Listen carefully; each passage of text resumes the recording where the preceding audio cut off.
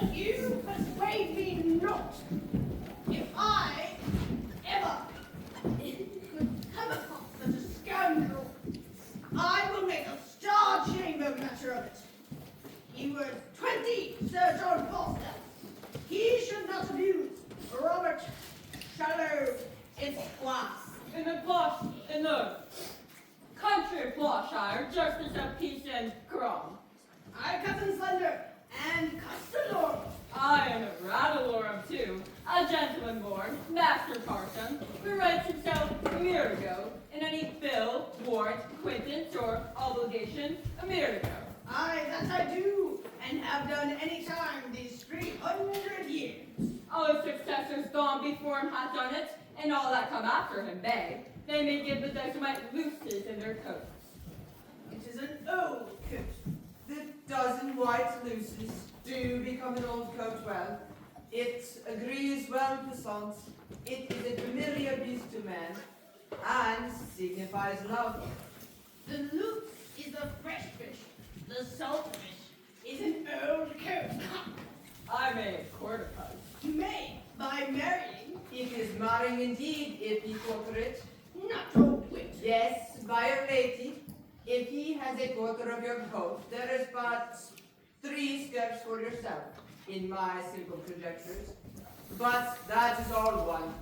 If Sir John Falstaff has made disparagements against you, I am of the church, and will be glad to do my benevolence to make compromises and atonements between you.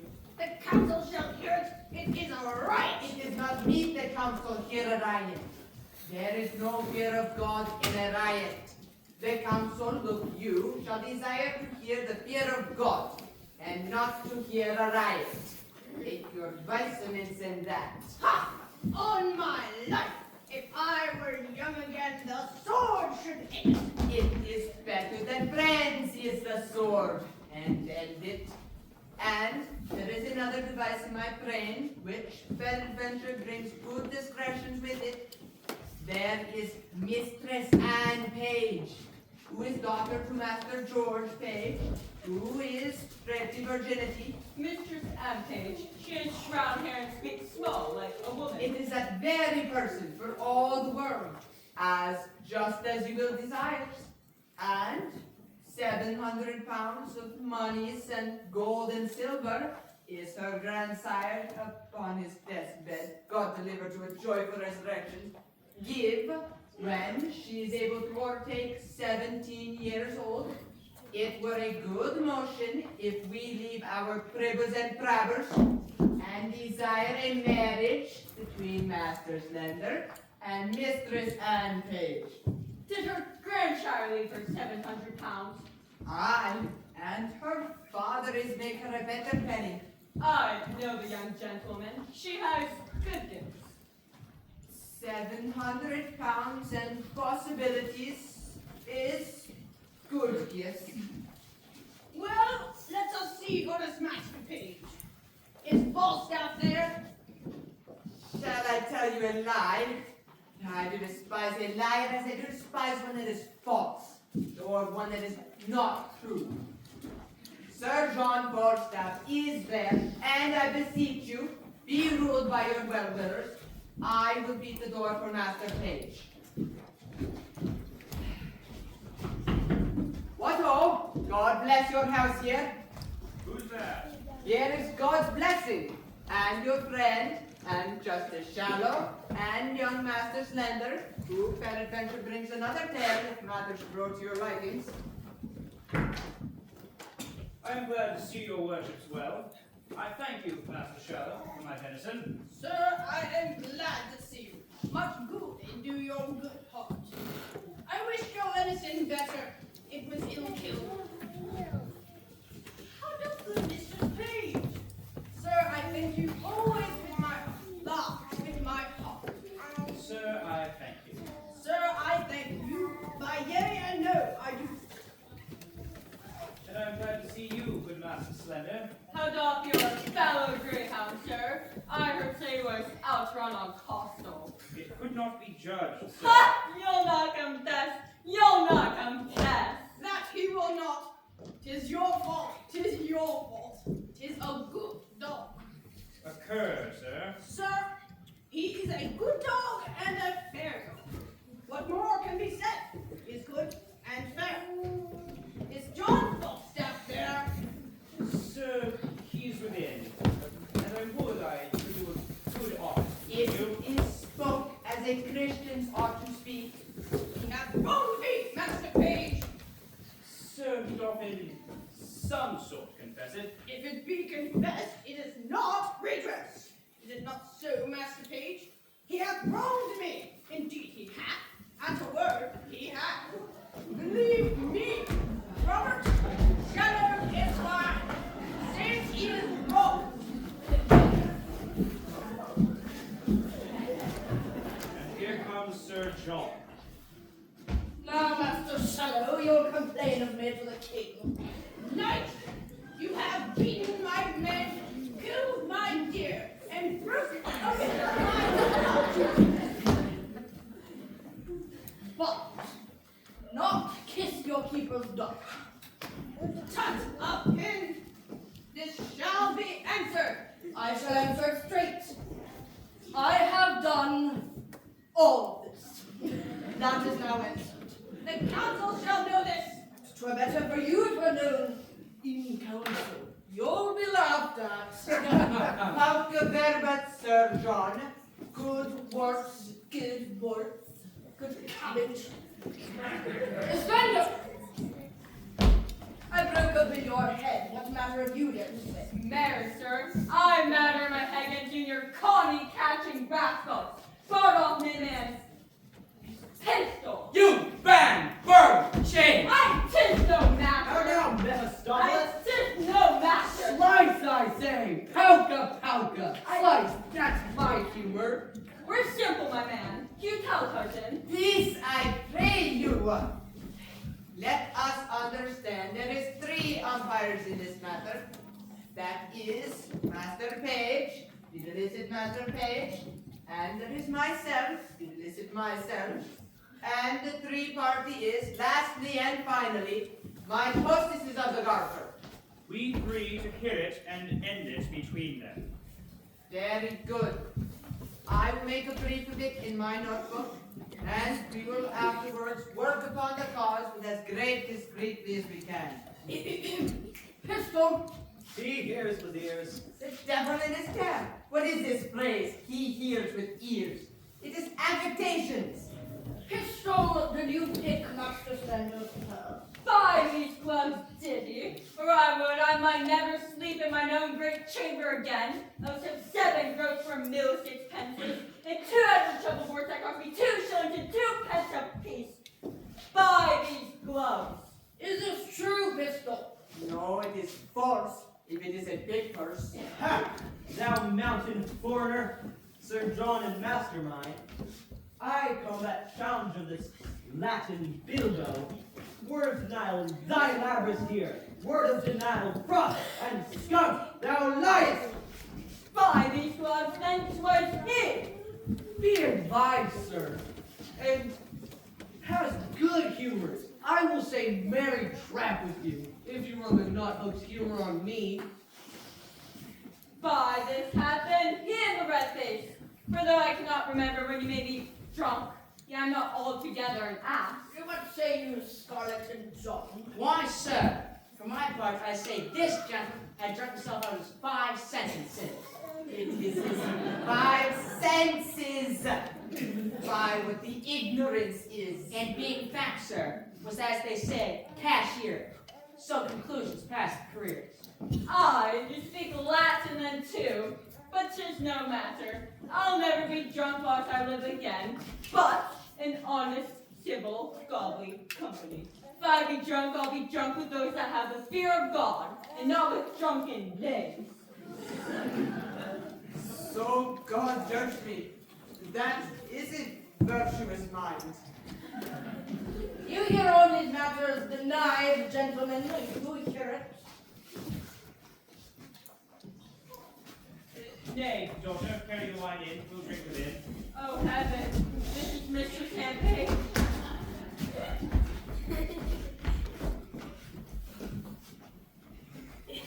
How now, Mistress Ford? Mistress Ford. By my troth, you are very well met. By your leave, mistress.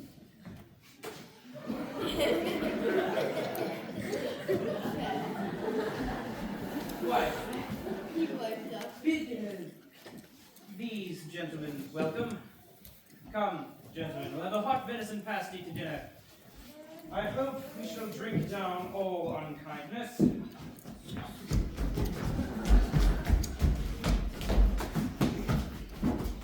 I'd rather than 40 shillings I'm a book of songs and sonnets here.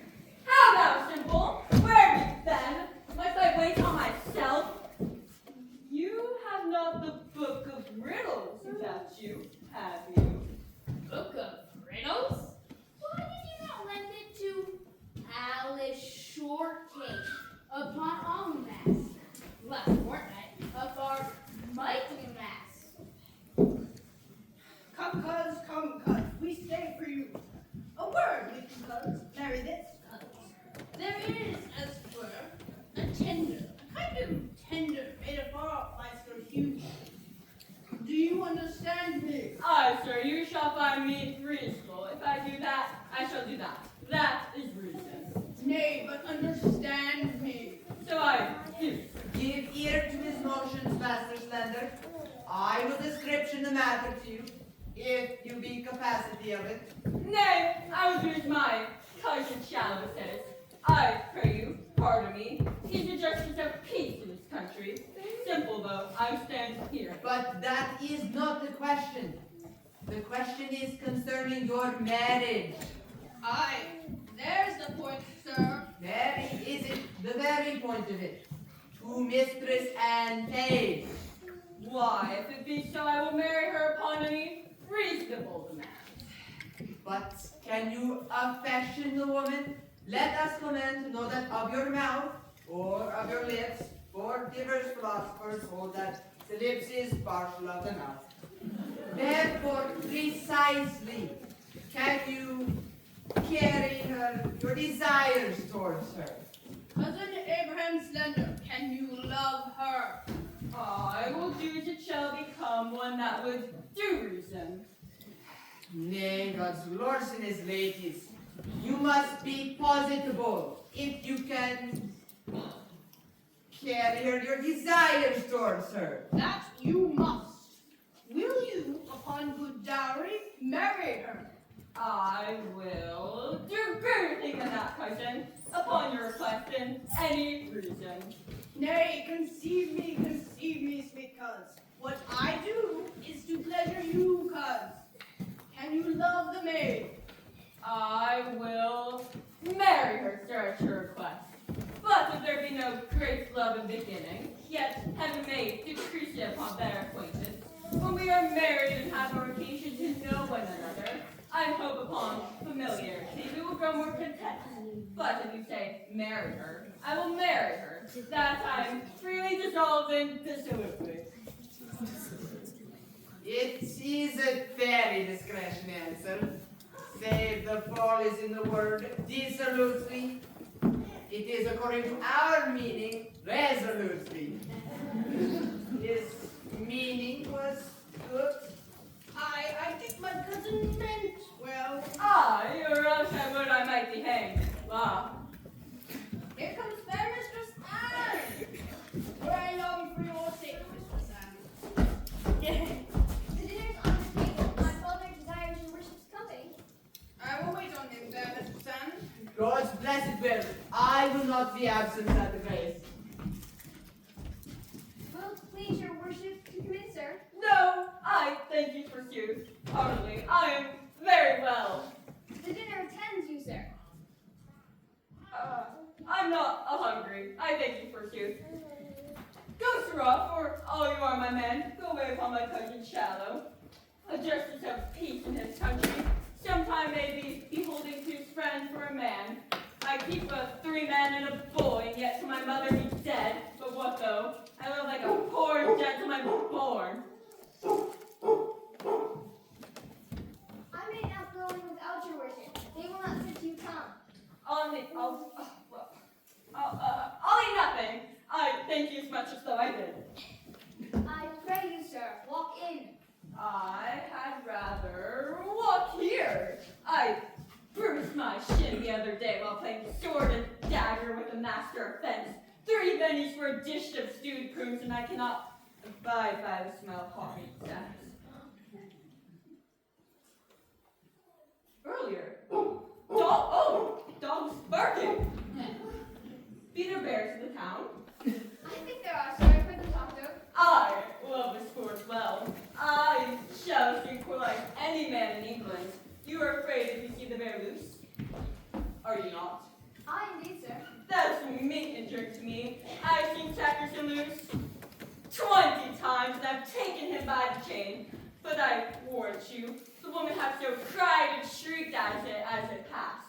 Woman cannot abide by such ill-favored rumblings.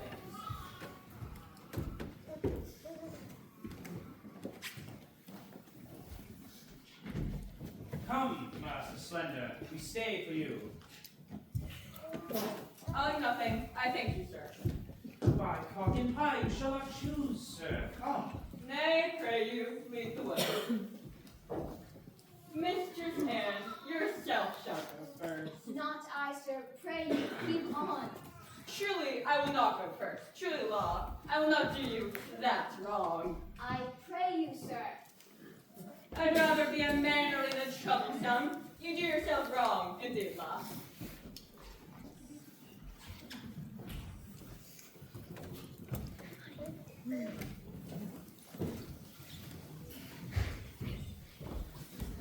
Go your ways and ask of Dr. Caius' house which is the way. And there dwells one Mistress Quickly, who is in the manner of his nurse, or his dry nurse, or his cook, or his laundry, his washer, and his bringer. Well, sir. Nay, it is better yet. Give her this letter, for it is a woman who's altogether acquaintance with Mistress Anne Page. And the letter is to desire and require her to solicit your master's desires to Mistress Anne Page. I pray you, be gone. I will make an end to my dinner. There's pippins and cheese to come.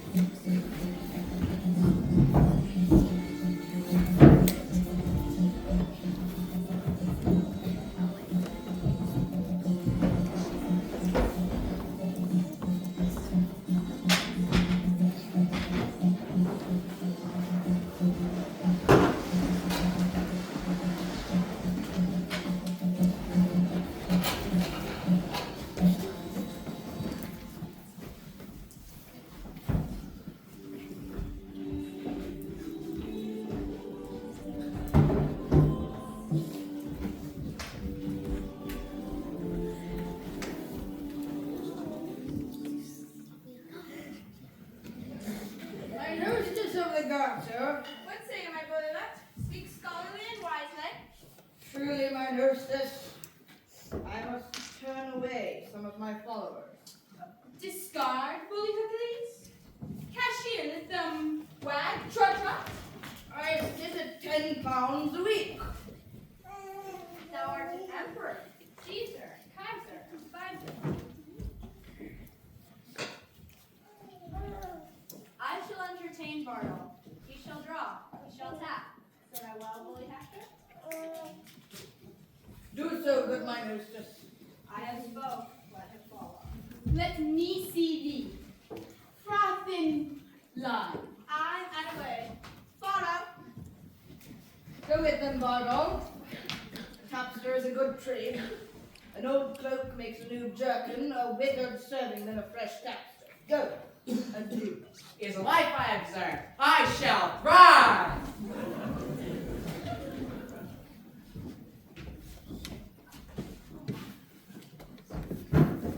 Oh, base Hungarian wight, wilt thou the spigot wheel?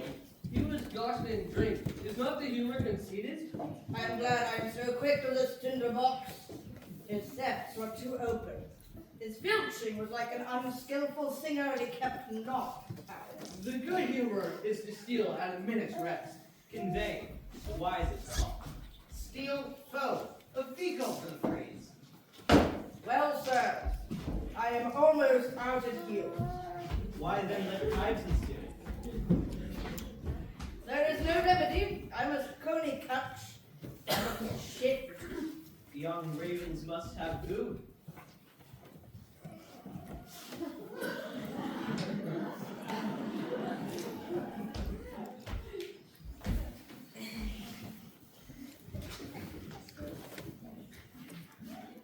Which of you know fort of this town? I ken the wight. He's of substance good.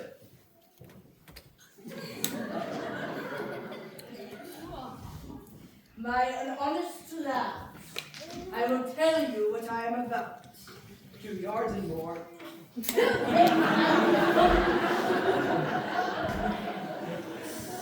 Indeed, I am in the waist more than 2 yards about. But I am about no waist, I am about thrift. Drink. I do mean to make love to Ford's wife. I spy entertainment in her. She discourses, she carves, she gives the leer of invitation.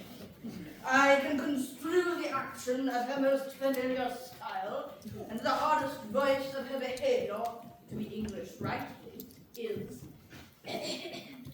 I am Sir John Falstaff.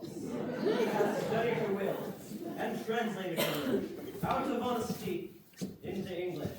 The anchor is deep. Will that humor pass? Now the report goes, she has all the rule of her husband's purse. He has a legion of angels. As many devils entertain, and to her boy, say I. The humor rises. It is good. Humor means the angels. I have written me here a letter to her, and here another, the page's wife, who even now gave me good eyes too, examined my part with such judicious and amorous glances. The beam of her eyes sometimes uses my foot, sometimes my portly belly. Don't go shy. I thank thee for that humor. Oh, she did so course on my exteriors with such a greedy intention that the appetite of her eyes scorched me up like a burning glass. Here is another letter to her. She bears the purse too. She's a region in Guyana, all gold and bounty. I will be cheater to them both, and there shall be extra pearls to me. They shall be my East and West Indies, and I will trade to them both. But there thou this letter to Mistress Page, and thou this to Mistress Ford. We will thrive, lads! We will thrive! Shall I serve Pandoris if Troy become? And by my cypress steel, then never take all. I will run no base humor. Here, take the humor letter. I'll keep the hater's reputation. Ho. Sir! Bear you these letters tightly. Sail like my boat to these golden shores. Rogues, hence, avaunt, vanish like hailstones, go, trudge, run in, hope, seek shelter, pack. All slack will learn the humor of the age. French thrift, you rogues, myself in skirted age. Let vultures break thy guts, for Gordon full of holes, and high-low beguiles the rich and poor. Tester'll having pouch you now shall lack, base, Phrygian, Turk! I operations which be humors of revenge. Wilt thou revenge? Thy well can ever star. With wit or steel? With both the humors, aye. I'll discuss the humor of this love to forward. And I to page shall eke unfold how Falstaff, varlet, vile, his double prove, his gold will hold, and his soft couch defile. My humor shall not cool. I'll incense for to deal with poison. I'll possess him with yellowness, for the revolted mind is dangerous. Thou art the Mars of malcontents. I second thee. Troop on.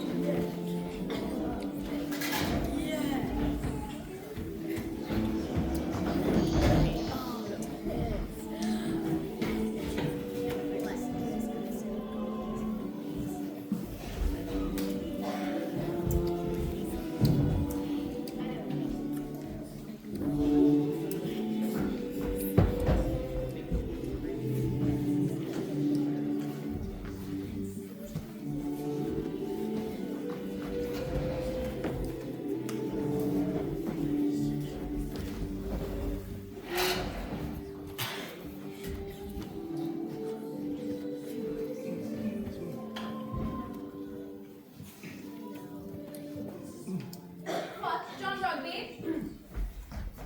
Go to the casement and see if you can see my master, Master Dr. Caius coming. If he do, I faith, and find anybody in the house below, here will be an old abusing of God's patience and the King's English. Oh, no, watch! Go, and we'll have a posted fort soon at night, the latter end of the sea-coal fire. An honest, willing, kind fellow has ever come into the house below, and I warrant, no telltale nor no rebate. His worst fault is that he's given to prayer. He's something peevish in that way. But let that pass. Peter simply saying For fault of and Master Slender's her master. forsooth. Does he not wear a great round beard like a plover's paring knife? No, forsooth. He hath but a little wee face with a little black beard. And a tank on a beard. A softly spirited man, is he not? I forsooth, but he's a tall and man's hand as any in between this and this head. He hath fought with a warrior. How you say? Oh, I should remember him. Does he not hold up his head, as it were, and strut in his gait? Indeed does he. Well, heaven send Mistress Anne Page no worse fortune. Tell your master, Parson Evans, I will do what I can for your master. Anne is a good girl, and I wish... Oh, alack! Here comes my master! We shall all be shent. Run in here, good young man. Hide in this closet. He shall not stay long. What, John Rugby? John, go, inquire for my master. I doubt he be not well that he comes not home. And down. Ah, what? Again you sing?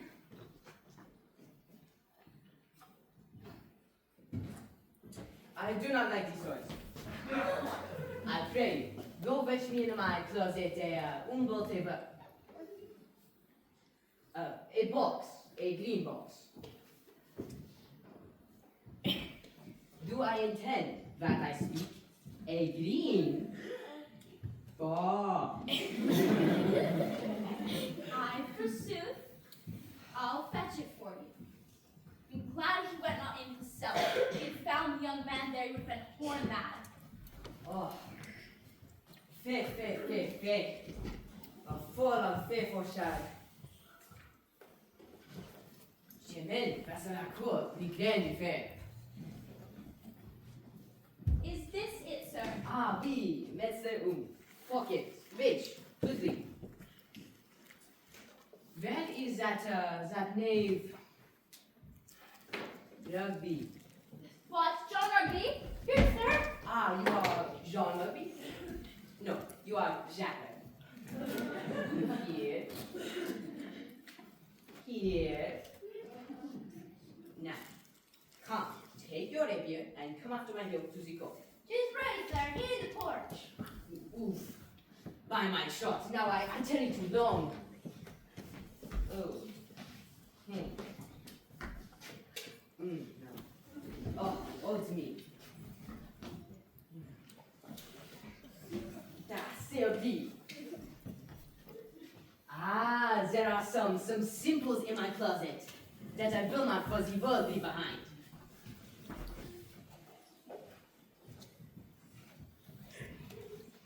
You'll find me young man there and be mad. Oh, diable, diable!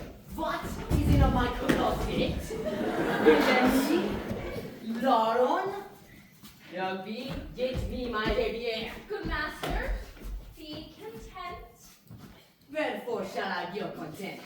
The young man is an honest man. What shall the honest man be doing in my closet? There is no honest man that shall come in my closet. Be not so phlegmatic. Hear the truth of it. He came of an errand to me from Parson Hugh. Well, I, forsooth, to desire her is, I tease pray. your tongue. Come, speak your tale. I, forsooth, to desire her to you, this honest gentlewoman, to speak a good word with mistress and page. For my master is in the way of marriage. This is all indeed love, but I'll never put my finger in that fire and need not. Sir Hugh has sent to you. Rugby, get me some paper. Tell you a little while. I am glad he was so quiet. If you had heard him more thoroughly moved, you would have heard him so loud, so melancholy. But, notwithstanding, I will do you what good I can. And the very day, as it all is, the French doctor, my master, for I may call him my master, for look you, I keep his house, I wash, ring, brew, bake, scour, dress meats, and drink, and do all myself. 'Tis great charge to come under one body's hand. Are you advised of that? Surely you will find it a great charge to be up early and down late. But, notwithstanding,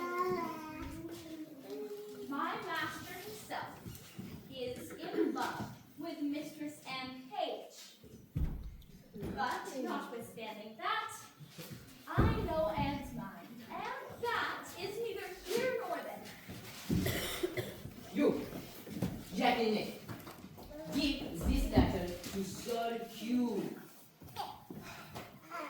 By God, I will kill Jacqueline. That person.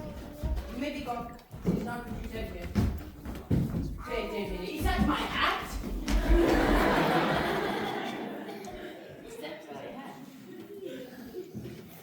I will kill the Jack priest. And I have appointed my host of the daughter to measure our weapon. Ah. Alas, he speaks but for his friends. 'Tis no matter for that. Did you not tell me that I shall have an page for myself? I will myself have an page. Sir, the maid loves you, and all shall be well. We must give folks leave to pray to what the good year. Have you come to see court with me? By God.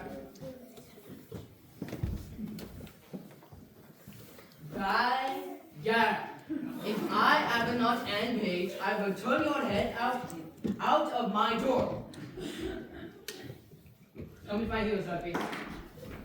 You shall have Anne. Fool's head of your own.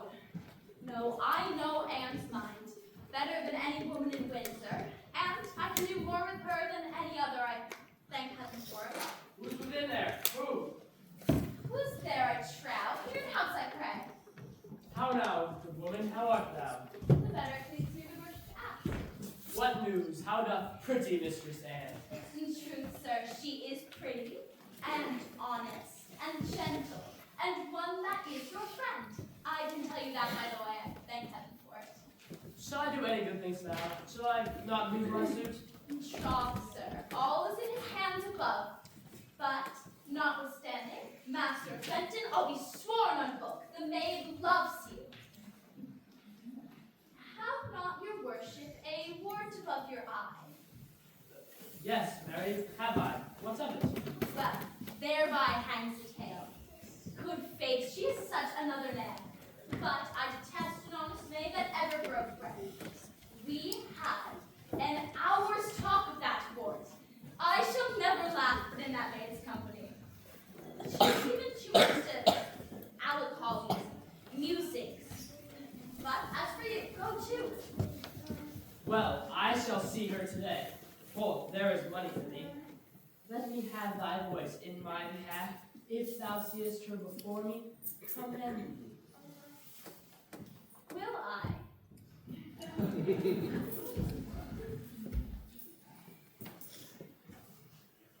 I faith that we will, and I'll tell your worship more of that wart next time we have confidence, and of other wooers.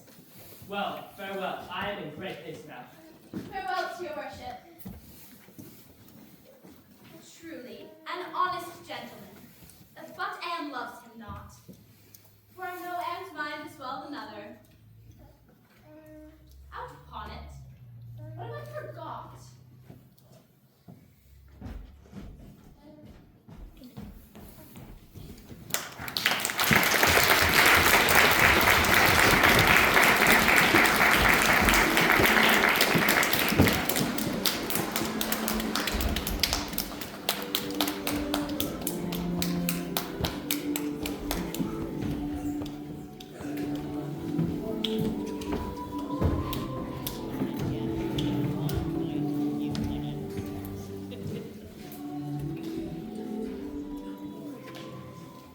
What?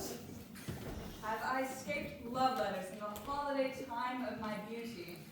And am I now a subject for them? Let me see.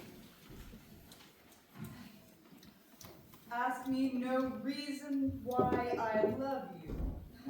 For though love use reason for his precision, he admits him not for his counselor.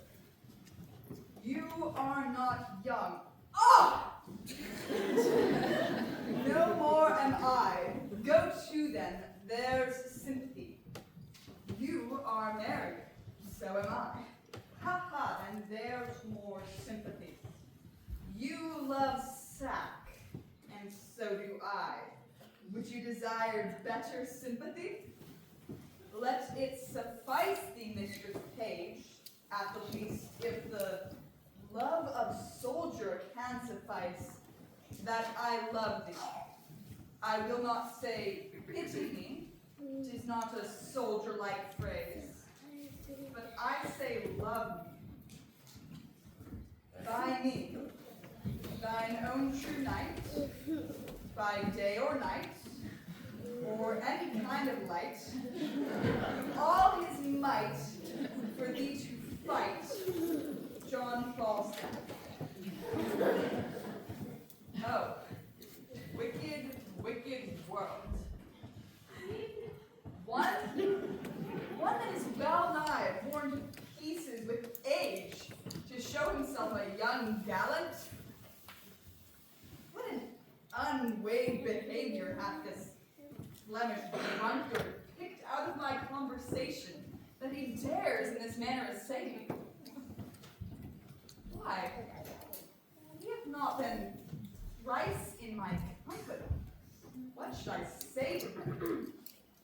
I was then frugal of my mirth. Heaven forgive me. I'll exhibit a bill in the Parliament for the putting down of men. How shall I be revenged on him? For revenged I will be, as sure as his guts are made of puddings. Mistress Page, trust me, I was coming to your house. And trust me, I was coming to you. You look very ill. Hey, I'll never believe that. I have to show to the contrary. Hey, what you do in my mind? Well, I do. Yet I say I could show to the contrary. Oh, Mistress Page, give me some counsel. What's the matter, woman? Oh, woman, if it were not for one trifling respect, I could come to such an honor. Ugh. Take the trifle. Take the honor. What is it? Dispense with trifles. What is it? If I would but go to hell for an eternal moment, or so, I could be knighted. What? Thou liest. Sir Alice Ford, these knights will hack, and so thou shouldst not alter the article of thy gentry. We burned it. Here, read. Perceive how I may be knighted. I shall think the worse of fat men, as long as I have an eye to make difference of men's liking.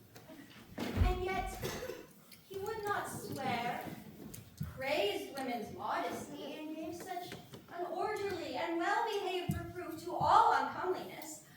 I would have sworn his disposition would have gone to the truth of his words. But they do no more adhere and keep place together than the 100 psalms the tune of Greenleaf. What tempest I trow through this whale with so many tons of oil in his belly. Ashore at Windsor, how might I be revenged on him? I think the best way would be to entertain him with hope till the wicked fire of lust have melted him in his own grease. Oh. Did you ever read the like? Letter for letter, but that the name of Page and Ford differs. To thy great comfort in this mystery of ill opinions, here's the twin brother of thy letter. But let thine inherit first, for I protest mine never shall. I warrant he hath 1,000 of these writ, with blank space for different names. More, and these are the second edition. He will print them out of doubt, for he cares not what he puts in the press. Well, I will find you 20 lascivious turtles ere one chaste man. These are the very same, the very hands, the very words. Oh, what does he think of us? Nay, I know not. It makes me almost ready to wrangle with mine own honesty. For sure, unless he knows some strain in me that I know not in myself, he would never have pursued me so. Let's be revenge on him. Let's appoint him a meeting, give him a show of comfort in his suit, and lead him on with fine baited delay till he have taught his horses to mind hostesses of the garden. Nay, I will consent to act any villainy against him. But you may not sell me the chariots of our honesty. Oh, that my husband saw this letter. It would give eternal food to his jealousy. Look where he comes. And I could venture. He's as far from jealousy as I am from giving him cause. And that, I hope, is an unmeasurable distance. You are the happier woman. Let's consult together as this greasy night. Come hither. I hope it be not so. Hope is a curdled dog in some affairs. Sir John affects thy wife. Why, sir? My wife is not young. He woos both high and low, both rich and poor, both young and old, one with another for. He loves the gallimaufry, for perpend, Loves my wife? with liver burning hot, to prevent or go thou, like Sir Acton, he with ringwood at thy heels. Odious is the name. What name, sir? The horde, say I. Farewell, take heed, have open eye, for thieves do foot by night. Take heed ere summer comes, or cuckoo birds do sing. Away, Sir Corporal Nim, believe it, page, he speaks sense. And this is true. I like not the humor of lying. He has wronged me in some humors. I should have borne the humored letter to her. But I have a sword that shall bite upon me with my necessity.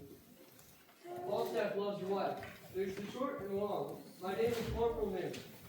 And Falstaff loves your wife. It's true. My name is Nim. Adieu. I love not the humor of critics. Adieu.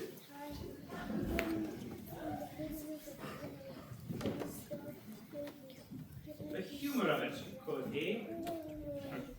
Here's a fellow that frights English out his wits. I will seek out Falstaff. I never heard such a drawling, affecting rogue. If I do find it, well, Nay, I shall not believe such a Cathian, though the priest of the town commended him as a true man. 'twas a good, sensible fellow. Well, How now, Meg? Whither go you, George? Hark you. How now, sweet frame? Why art thou melancholy? I, melancholy. I am not melancholy. Get thee home. Go. Faith, thou hast some crotchets in thy head now. Will you go, Mistress Page? Have with you. You'll come to dinner, George. Look who comes yonder. She shall be a messenger to this paltry night. Trust me, I thought on her. She'll fit it. You are come to see my daughter Anne. I forsooth, and I pray. How does good Mistress Anne? Go in with us and see. We have an hour's talk with you.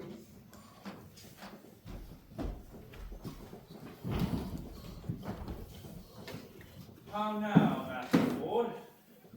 Did you hear what this knave told me? Did you not? Indeed, and you heard what the other told me. Do you think there's any truth in them? Hang slaves, I would not think tonight an offering. Though these that accused him, his intent towards our wives, are but a yoke of his discarded men. Very bros now they be out of his service. Were they his men? Very were they. I like it never the better than that. Does he lie at the garter? Aye, he does. And if he should intend this voyage towards my wife, I would turn her loose on him, and any more he get of hers and harsh words, let it lie upon my head. I will not mistrust my wife, but I would be open to turn them together. A man may be too confident. I will have nothing lie upon my head. I cannot be thus satisfied. Look where my ranting hosts are going to come. There is either liquor in their page or money in their purse, should they act so terribly.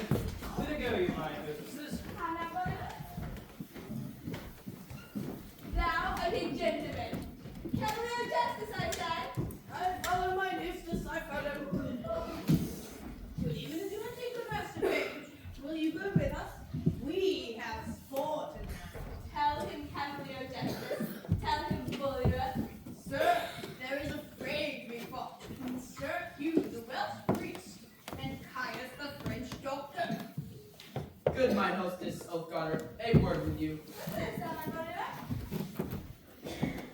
Sir, will you go with us? I hear my merry hostesses have the measuring of their weapons, and I think hath appointed them in contrary places. For, believe me, I know the Parson is no jester. Punk, I will tell you what our sport shall be. Hast thou no suit against my knight, my guest cavalier? None, I protest. But I will give thee a pottle of burnt sack to give me resource to him. Tell him my name is Brooke, only for a jest. My hand, bully, thou shalt have address and regress. Said I well, and thy name shall be Brooke. It is Marian. Will you go, Mears? I'm with you, my hostess. I hear the Frenchman hath good skill in his rapier. Tut, sir, I could have told you more. In these times you stand on distance, your passes, your cicatos, and I know not what. 'Tis the heart, Master Page, 'tis here, 'tis here. I have seen a time with my long sword, I could have made you two tall fellows skip like rats.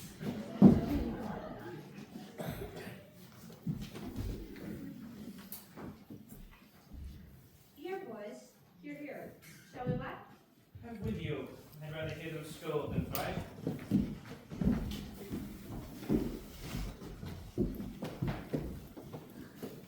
Though Page be a secure fool, and stand so firmly upon his wife's frailties, I cannot put up my opinions thus easily. She was in his company at Page's house, and what they made there, I know not. Well, I will look further into it, and I have a disguise to sound full step. If she be honest, I'll lose not my liver. If she be otherwise, its labor will bestow.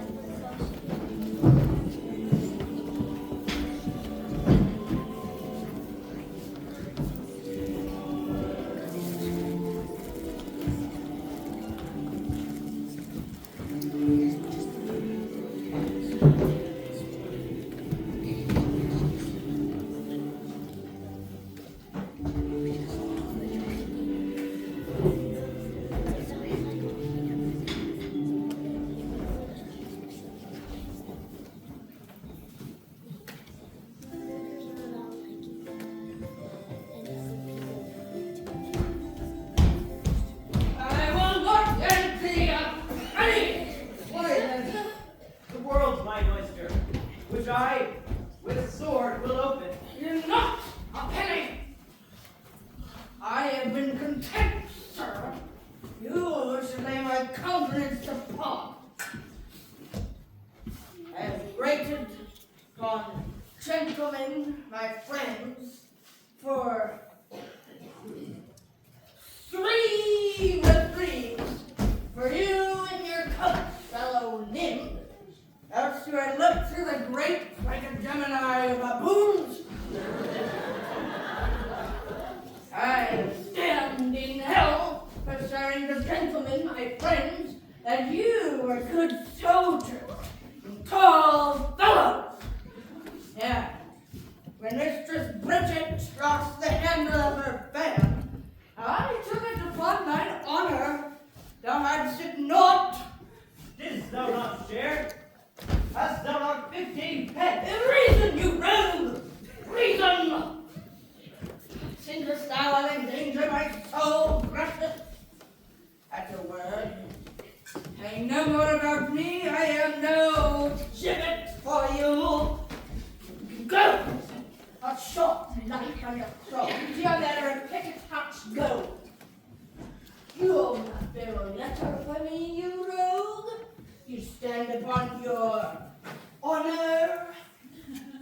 by no unconfinable baseness. It is as much as I can do to keep the terms of my honor precise.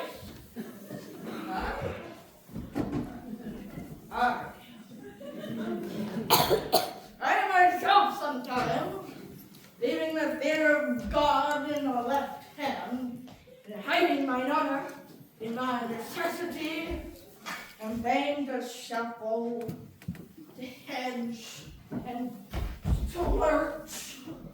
And yet you would ensconce your rags, your catamountain looks, your red loudest phrases, and your bold beating coats under the shelter of your honor. You'll not do it, you? I do relent. What was thou more of man? Sir, here's a woman would speak with you.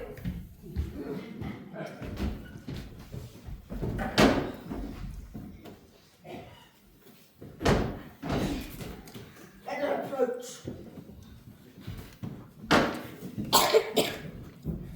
Give your worship tomorrow. Tomorrow, good wife. Not so, and please your worship. Good maid, then. I'll be sworn as my mother was the first hour I was born. I do believe the Sarah.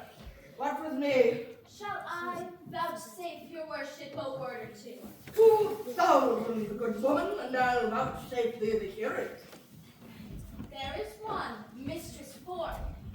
I pray, come a little nearer this way. I myself dwell with Master Dr. Caius. Well on, Mistress Ford, you say? Your worship is very true. But I pray, come a little nearer this way. I won't see nobody here. Mine own people, mine own people. Are they so? Well, God bless them and make them a servants. Well on, Mistress Ford, whatever. Why, sir, she is a good creature. Lord, your worship's a wanton. But heaven forgives you, and all of us, I pray. Mistress Ford, come, Mistress Ford. Mary, this is the short and the long of it. You have brought her into such a canary's as 'tis wonderful. Never a courtier, when the court led Windsor, could have brought her into such a canary's. And yet, there have been knights, and lords, and gentlemen with their coaches. Coach after coach, letter after letter, gift after gift, smelling so sweetly, all musk, so rustling in silk and in gold, in such elegant terms, the best and fairest, and in such wine and in such sugar that could have won any woman's heart. But I warrant you, they could never get so much as an eye wink out of her. I myself was given 20 angels this morning. But I defy all angels of any such sort, except, as they say, in the way of honesty. And I warrant you, they could never get her so much as to sit on a cup with the proudest of them all. And yet there have been earls, nay, which is more, pensioners, and I warrant you, all is well with her. What says you to me? I pray you'll be brief, my good she Mercury. She hath received your letter, for which she thanks you 1,000 times, and gives you to notify that her husband will be absent from his house between 10 and 11. 10 and 11. Mary, and then you may come and see the picture that she says you want of. Her husband will be absent from his house. The good creature lives a very ill life with him. He is a very jealousy man, and she lives a very friendless life with him.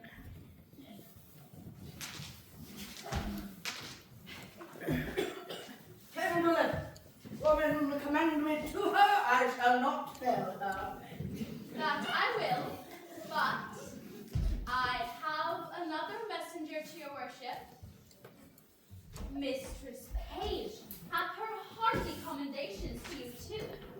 And let me tell you in your ear, she is as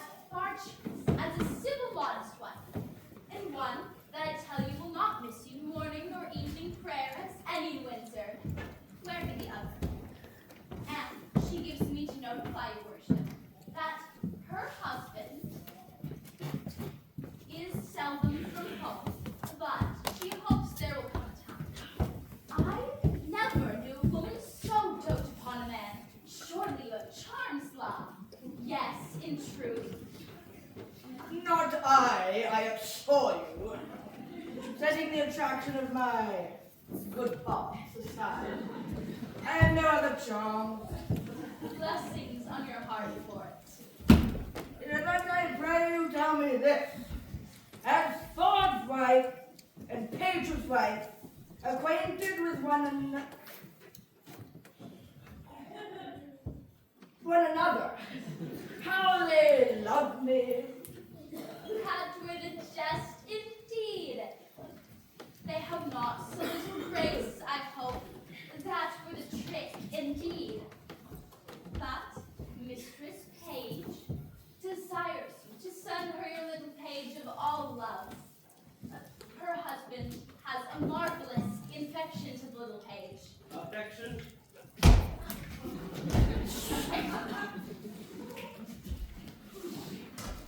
And truly, Master Page is an honest man.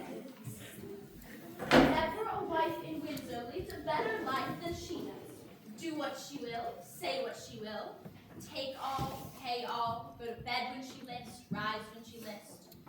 All is as she will. But, in truth, she deserves it, for if ever there be an kind woman in Windsor, she is one.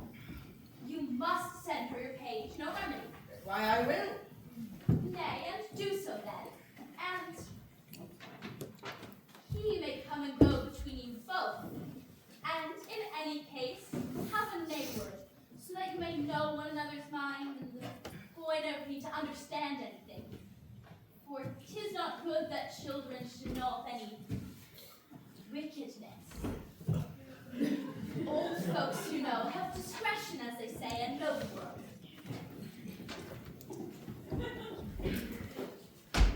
Well, fare thee well, or commend me to them both.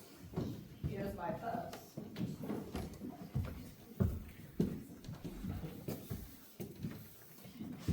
I am yet thy debtor. Boy, going on with this news distracts me. This punk is one of Cupid's carriers. Clap on more sails. Pursue. Up with your fights. Give fire! She is my prize. Or ocean whelm them all. Serve thou so, old Jack. Go thy ways. I will do more with thy old body than I have done. Will they yet look after thee? Wilt thou, at the expense of so much money, be yet a gainer? Good body, I thank thee. Let them stay freshly young. So to be fairly done, no matter.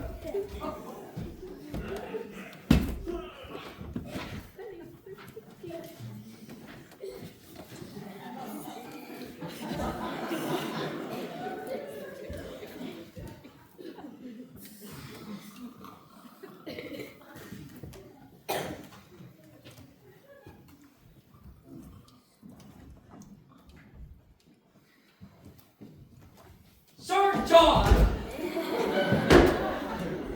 There's one Master Brooks would fain speak with you, and that's your worship. A morning's drop to society.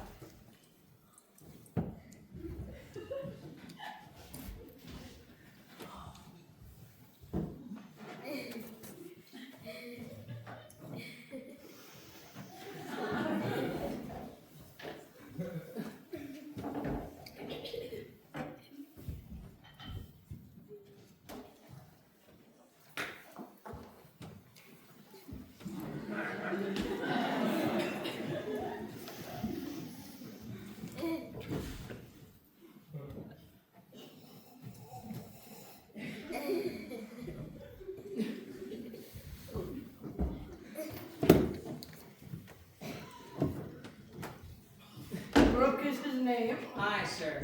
Send him in. Such brooks are welcome to me that offers such liquor.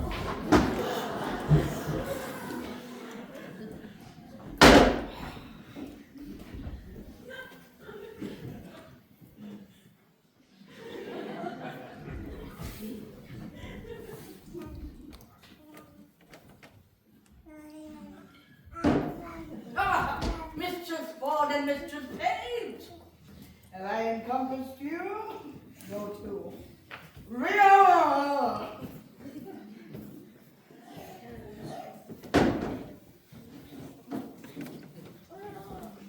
God bless you, sir. And you, sir, would you be acquainted with me? I make bold friends with so little preparation to come. You're welcome. What's your will? Sir, Give us leave, John. sir, I am a gentleman that has spent much. My name is Brooke. Master Brooke, I desire more acquaintance of you. Good Sir John, I assume for you, not to change me, for I must let you understand, I think myself in better plight for a leader than you are. The witch hath emboldened me to this unseasoned intrusion. For as they say, if money do go before, always do lie open. Money is a good soldier, sir, and will on. True, I have a bag of money here. Trouble with me. If you would help me to bear good Sir John, take off, or half, for easing me of the carriage. Sir, I know not only deserve to be your porter. I will tell you, sir, if you give me the hearing. Speak, good Master Brooke, I shall be glad to be your servant. Sir, I hear you are a scholar. I will be brief with you. You have been a man long known to me, though I have had never so good means as desire to make myself acquainted with you. I must lay out my own imperfections. But good Sir John, as you have one eye upon my follies, turn another to the ragster of your own. Sit you, yourself, know how easy it is to be such an offender. Well, sir, proceed. There is a gentlewoman in this town whose husband's name is Ford. Well, on. I have long loved her.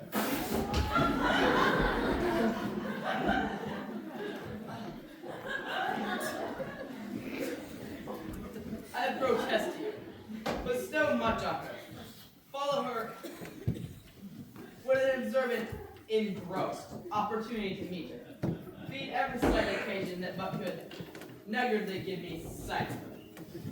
Not only brought I many presents to give her, but it brought largely to make know what she would have given.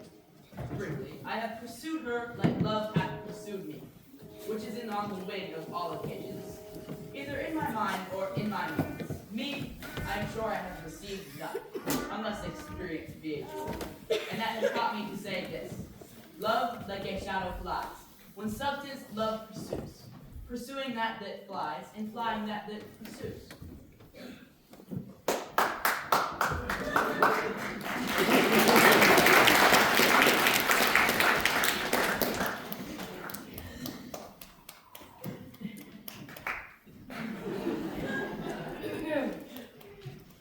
Have you received that promise of satisfaction at her hands? Never. Have you importuned her for such a purpose? Never. Of what quality was your love then? Like a fair house built on another man's ground. And I have lost my edifice in the place where I erected it. To what purpose have you unfolded this to me? When I have told you that, I have told you all, that though some place she enlarges her mirth, so fair, that there is rude construction to make her. Good Sir John, I will tell you the heart of my purpose. You are a gentleman of excellent breeding, authentic in your place and your person, generally allowed for your warlike, courtlike, and learned preparations.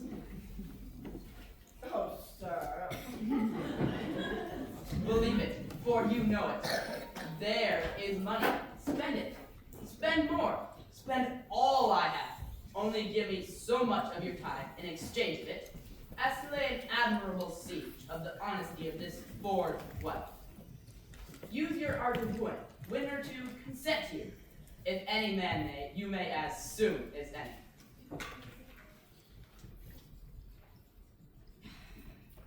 Would it apply well to the vehemency of your affection that I should win what you would enjoy, Methinks you prescribe yourself most preposterous.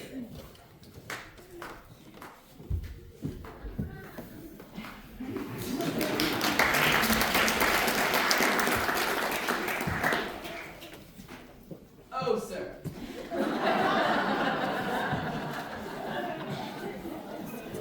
I protest you. Bestow much on her. Follow her with an servant in growth. Oh, understand my drift. She dwells so sincerely on the excellency of her honor that the folly of my soul dares not present itself. She is too bright to be looked against. Now, could I come to her with a detection in my hand? I could drive her then from the ward for purity, her reputation, her marriage vow, in 1,000 other defenses which are too strongly embattled against me. What say you to it, Sir John? Master Brooke, I will first make all with your money.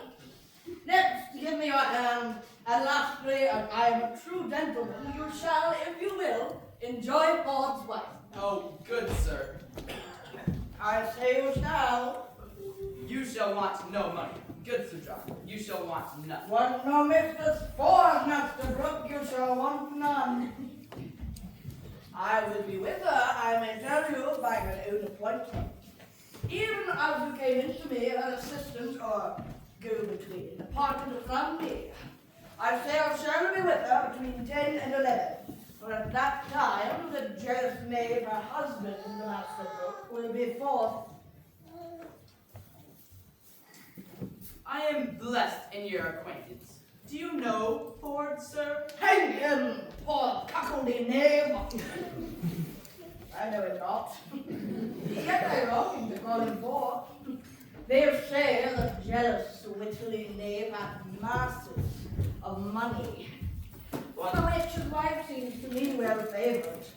I will use her as the key to the cuckolding rogue's coffer, and there's my harvest too. I would you knew Ford, sir, that you might avoid him if you saw it. Hang his mechanical foot, but a rogue. I will scare him out of his wits. I will awe him with my cudgel, which shall hang like a meteor over the cuckold's horns. Come you to me soon at night, and you shall know how I speed. For the knave, and I will like privy to style. And you, Master Brooke, shall know him for knave and cuckold. Come you to me soon at night.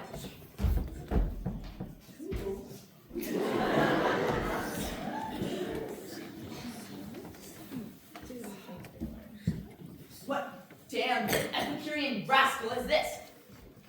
My heart is ready to crack with impatience. Who says this is improvident jealousy?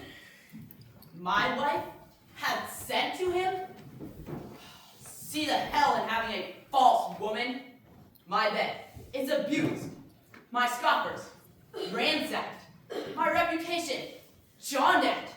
And I shall not receive this villainous wrong, but stand under the adoption of abominable terms. And by him that does this wrong, terms named Amiens, sounds like Lucifer, well, Barbizon, well.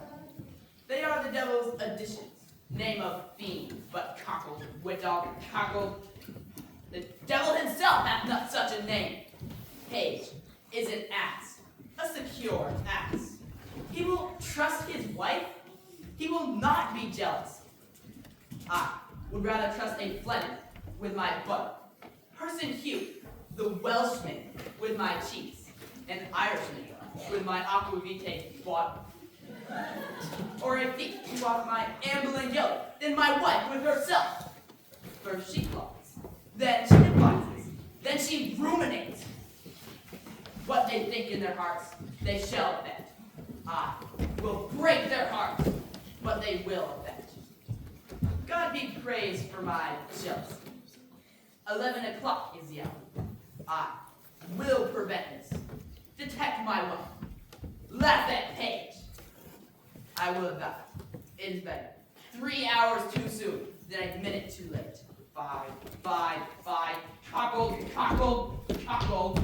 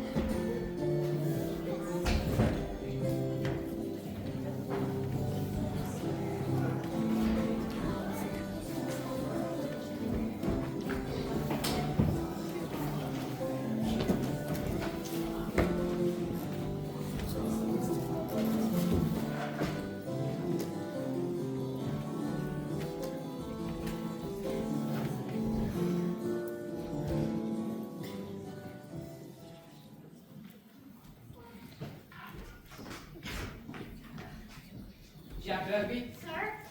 what is the clock, Jack? 2 steps yard, sir. That's the new promised to me. By God, he saved his soul that he don't come. He prayed his Bible well that he don't come. By God, Jack Kirby, he is dead already if he become. He's wise, sir. He knew your worship would kill him if he came. Ha! The headed is not dead, so as I will kill him. Come, Jack. Take your rapier, and I will show. Tell you how I will kill him. Alas, sir, I cannot fence. Villain, take your rapier. Forbear, here's company. God bless thee, boy doctor. God save you, Master Dr. Caius. Now, good Master Doctor. Give you tomorrow, sir. What be all you 1, 2, 3, 4, 5, 10 come for? To see thee fight, to see thee foam, to see thee traverse, to see thee here, to see thee there, to see thy pass, thy hook, thy stop, thy reverse, thy distance, thy market. Is he dead, my Ethiopian? Is he dead, my Francisco? Ha, bully! What says my Asclepius, my galley, my heart's an elder? Ha, is he dead, bully stale? Is he dead? By God, he is the coward Jacques Peace to be bold. He will not show his face. Thou art a Castilian king, urinal at your grease, my boy.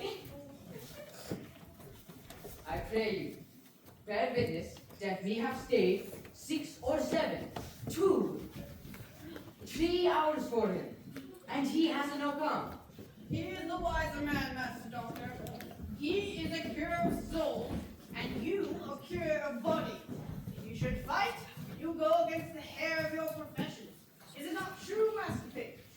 Tis true, Master Shallow. You yourself were once a great fighter, though now a man of peace. Bodykin, Master Page, though I'm now old and of the peace. If I see a sword out, my finger itches to make one. Though we are now justices and doctors and churchmen, we still have some salt life in us, Master Page. We are the sons of women. Tis true, Master Shallow. It will be found, so Master Page. Master Dr. Caius, I have come to let you home. I am sworn of the peace. You have shown yourself a wise physician, and Sir Hugh has shown himself a wise and patient churchman. You must go with me. Hard to guess, Justice. A word once from malt water. Mock water. What is that? Moss water, in our English times, is valid, bullet. Then I shall have as much mock water as the Englishman.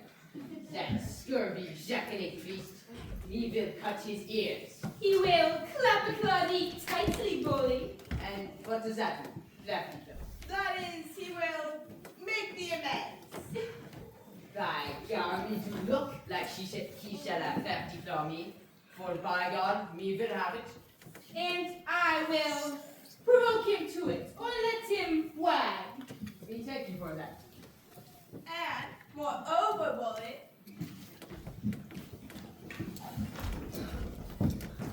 But first, Master Dog and Master Page and that Cavalier Slender go you through the town to Frogmore. Frogmore, Sir Hugh is there, is he? He is there. See what humor he is in, and we will bring the doctor out by the fields. Will it do well? we will do it.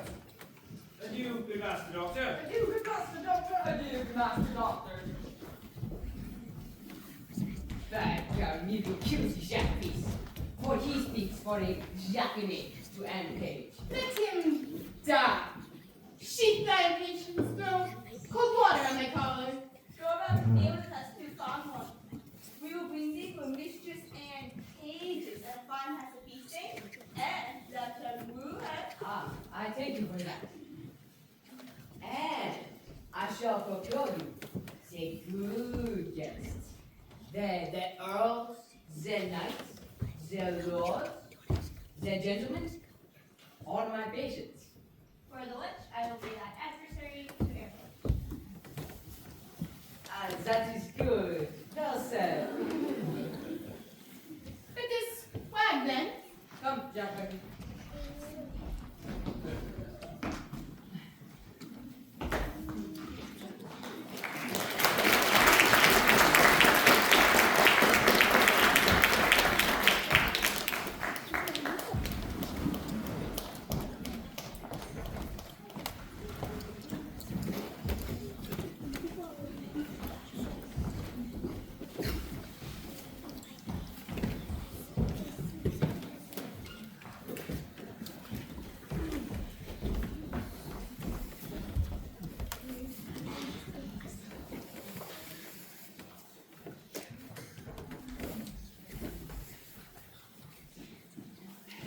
May you now, good master, slender serving man, and friend, simple by your name, which way have you looked for Master Caius, that calls himself Doctor of Physic? Marry, sir, the petty ward, the park ward, and every way of Windsor way, and every way but the town way. I most vehemently desire you would also look that way. I will, sir. Sorry, sir. Sorry. Bless my soul. How full of colors I am, and trembling of mind. I shall be glad if he has deceived me. How melancholy I am. Through shallow rivers, through falls, melodies bursting madrigal. Never we make our beds of roses,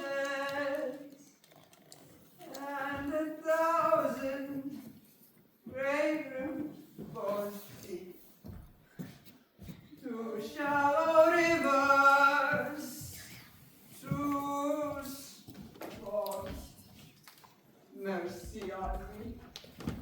I have a great disposition to cry.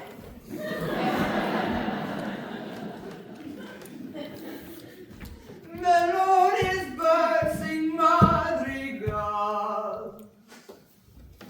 When as we sat in Babylon, and 1,000 vagrant posies to shallow rivers. Yonder, he is coming this way, Sir Hugh.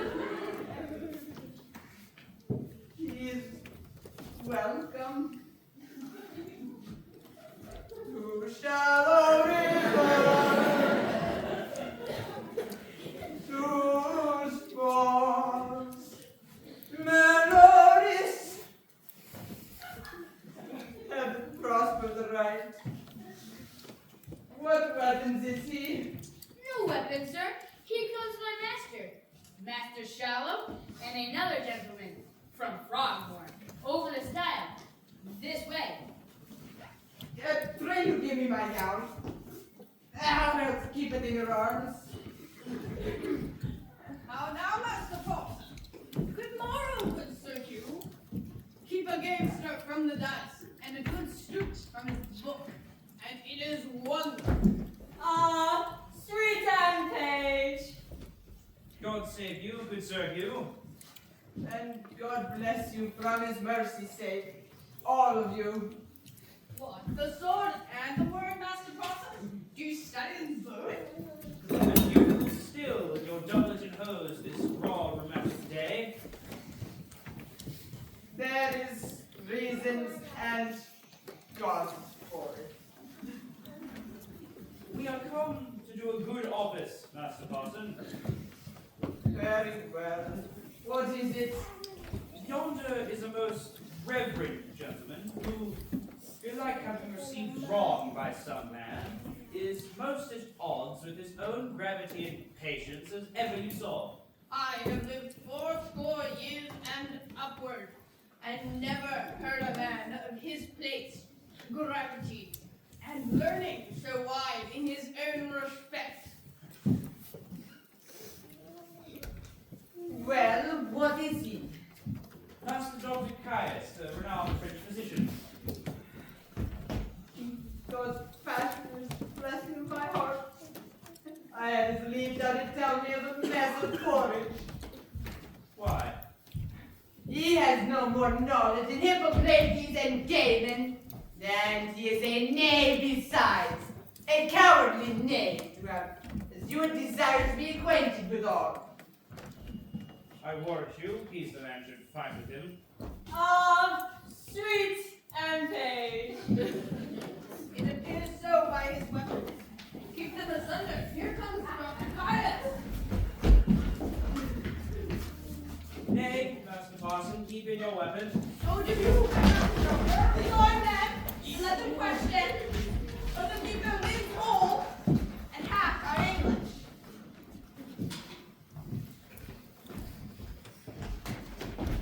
I pray you, let me speak a word in your ear. Therefore, will you not meet me? I pray you use your patience. In good time, by God, he was a coward. Si Jacob, you Jean I pray you, let us not be the laughing stocks to other men's humors. I desire you that we be friends, and I will, when others may, make you amends. By Jeshua, you coward knave! Diable! Jacob, my oath of the doctor, have I not stayed for him to kill him? Have I not at the place I did appoint? As I am a Christian soul, now look you, this is the place appointed.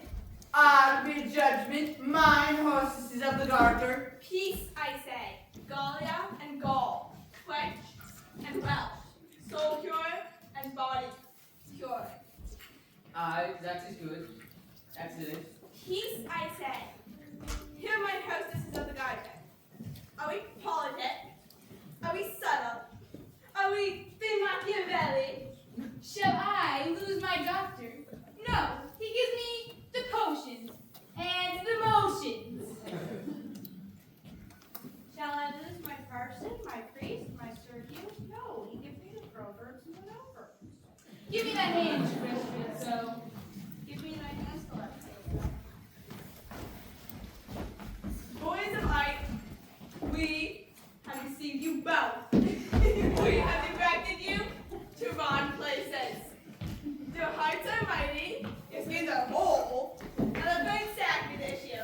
Come, thither towards the pond. Follow me, lads, please. Follow. Follow. Free manners.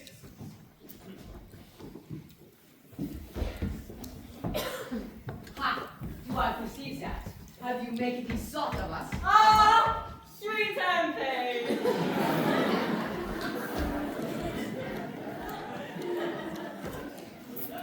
This is well.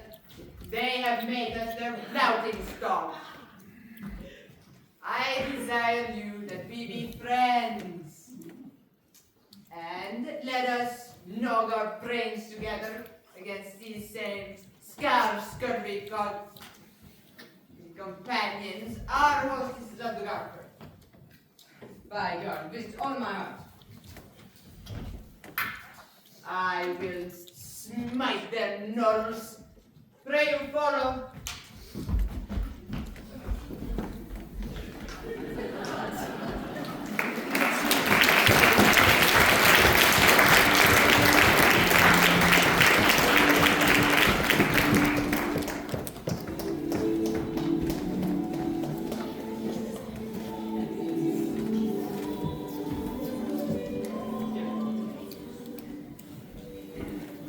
Nay, keep thy way, little gallant. You were wont to be a follower, but now you are a leader.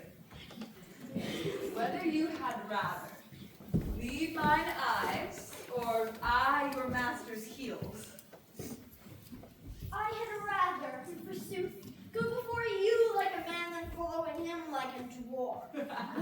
Oh, thou art a flattering boy. Now I see you'll be a courtier. Well met, Mistress Page. Whither go you? Truly, sir, to see your wife. Is she at home? Aye, in idle, as she may hang together, for want of company. I think, if your husband were dead, you two would marry. Be sure of that. 2 other husbands. Where had you this pretty weathercock? Oh, I cannot tell what the dickens his name is my husband had him of. What do you call your knight's name, sirrah? Sir John Falstaff. Sir John Falstaff. He. I can never hit on his name. There is such a league between my good men and he. Is your wife at home indeed? Indeed she is. By your leave, sir. I am sick till I see her.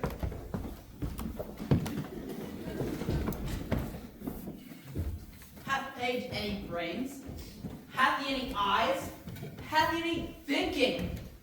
Sure they have slept. He hath no use for them. Why, this boy will carry a letter 20 miles as easily as a cannon will shoot point blank 12 scores. He pieces together his wife's inclination. He gives her folly, motion, and advantage. And now, she's going to my wife, with Falstaff's boy with her. A man may hear the showers sing in the wind, and Falstaff's boy with her. Good plots they have laid, in our revolting ways, share damnation together. Well, I will take it. Then, torture my wife, pluck the borrowed veil of modesty from the associating Mistress Page, divulge Page himself for the sincere and willful acting, and to these violent proceedings, all my neighbors shall cry aim. The clock gave me my cue. The assurance bids me search. I shall be rather praised for this than mocked, for it is as positive that the earth is firm. Full staff will be there. I will go. How now, Master Ford? Well met, Master Ford. Trust me, a good notch. Pray you, go home with me. I must excuse myself, Master Ford. And so must I. I am appointed to dine with sweet Mistress Aunt Page, and I would not break with her for more money than I'll speak of. We have lingered about a match between my cousin Slender and fair Mistress Anne Page, and this day we shall have our answer. I hope I have your goodwill, Father Page. Indeed, son Slender, I stand wholly for you. But my wife, Master Doctor, is for you altogether. I began. And the maid herself is in love with me. My nurse, quickly, she telling me so much. What say you to young Master Fenton? He capers, he dances, he has eyes of youth, he writes verses, he speaks holiday, he spells April and May. He will carry it, 'tis in his buttons, he will carry it. Not by my consent, I promise you. The gentleman is of no habit. He kept company with a wild prince and poised. He is of too high a region, he knows too much.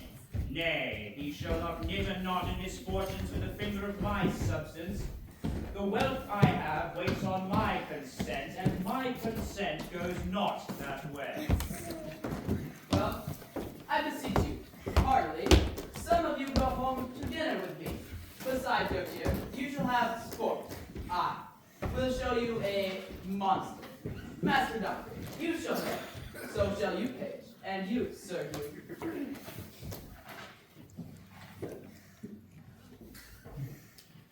Well, fare you well. We shall have a career wooing at Master Page. Go home, John Logan.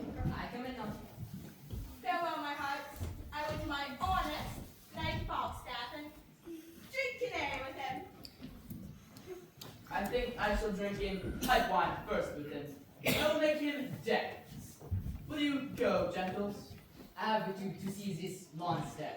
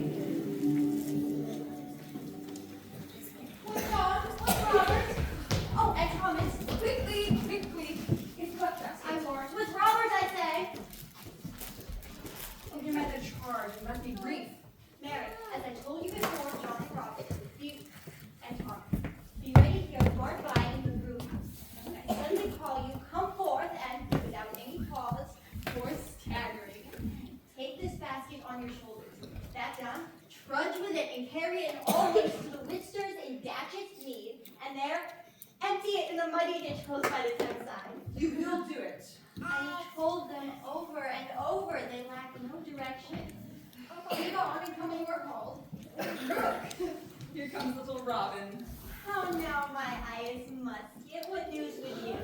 My master, Sir John, has come in at your back door, Mistress. You look like a jack-o'-lantern. Have you been true to us?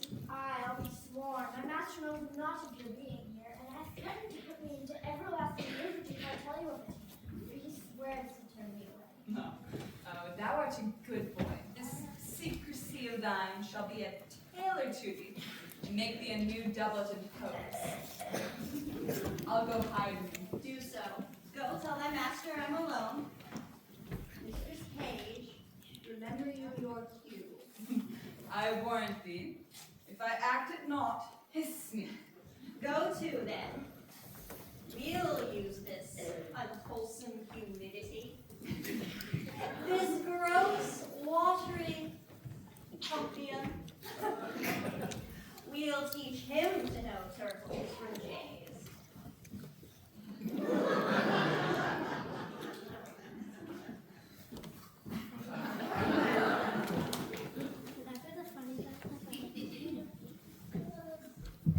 Have I caught thee, my heavenly jewel? Why now let me die, for I have lived long enough. This is the period of my ambition. Oh, this blessed happy hour. Oh, sweet Sir John. Mistress Ford, I cannot call. I cannot print. Now shall I sin in my wish. I wish thy husband were dead. Oh! For the best, Lord, I would make thee my lady. Here, lady, Sir John. Alas, I should be a pitiful lady. Let the court of France show me such another.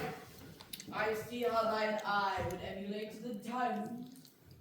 Thou art the right arched beauty of the brow that becomes the ship tire, the tire valiant, and any other tire of Venetian admittance. Play kerchief, Sir John. My brow becomes nothing else, nor that well either. But you!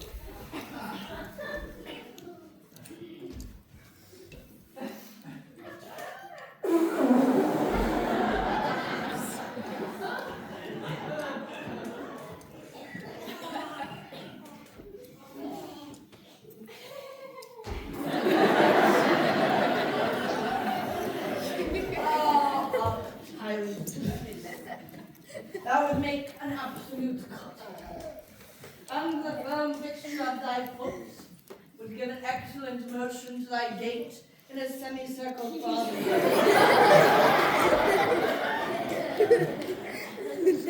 I see what thou wert, if fortune thy foe were not, nature thy friend, come thou canst not hide it. Believe me, sir, there's no such thing in me. What made me love thee?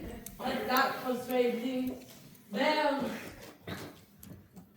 something extraordinary indeed.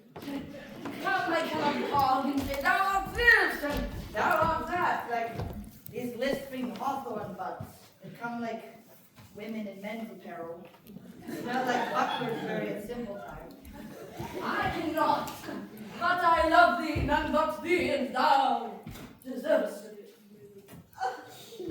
Ooh, do not betray me, sir. I fear you love Mistress Page.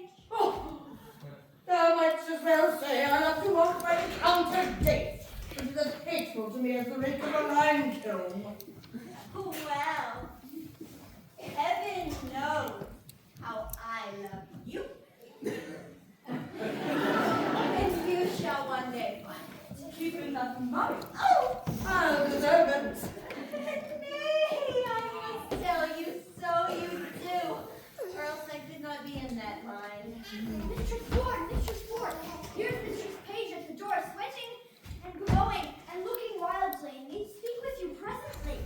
I was constantly behind the arras. She shall not see me. Do so. She's a very tattling woman. Mistress Page, what's the matter? How now? Oh, Mistress Ford, what have you done? You're shamed. You're overthrown. You're undone forever. What's the matter, good Mistress Page? Oh, Mistress Ford, having an honest man to your husband, to give him such cause of suspicion. What cause of suspicion?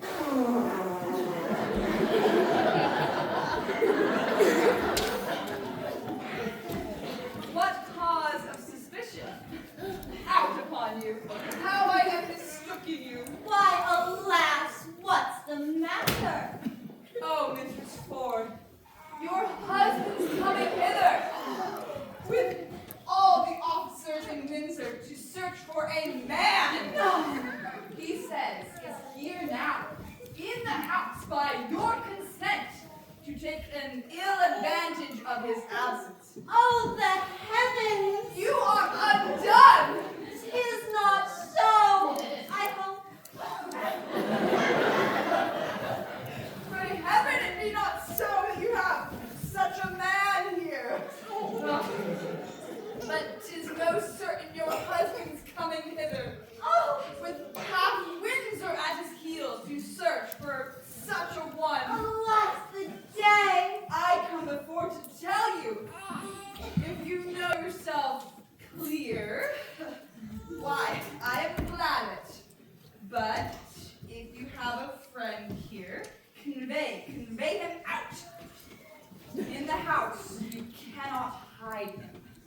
Oh, how you have deceived me! Oh. Look, here is a basket. If he be of any reasonable stature, he may creep in here and throw foul linen upon him, as if we're going to buck him. Or, it is whiting time. Send him by your 3 men to Datchet Need. No, he's too big to go in there. Oh, what shall I do? Let me see it. Let me see it. I'll in, follow your friend's counsel. I'll in. What? Sir John Falstaff? Are these your letters, knight? I love thee none done but to help me with. Help to cover your master, boy.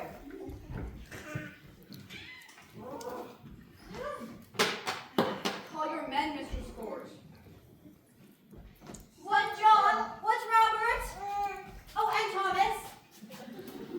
Go, take up these clothes here quickly. Where's the cowl staff? Oh, look how you rumble.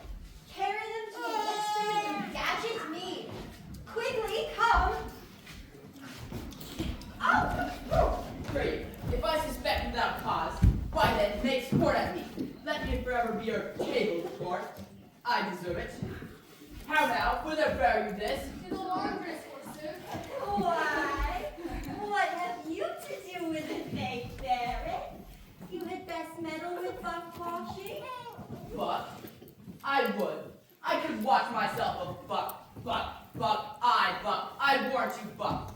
And of the season 2, I shall appear. Gentlemen, I have dreamed tonight. I will tell you my dream. Here be my keys. Ascend my chambers, sir, see.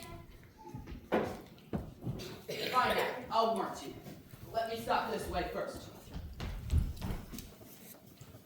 So now, uncake.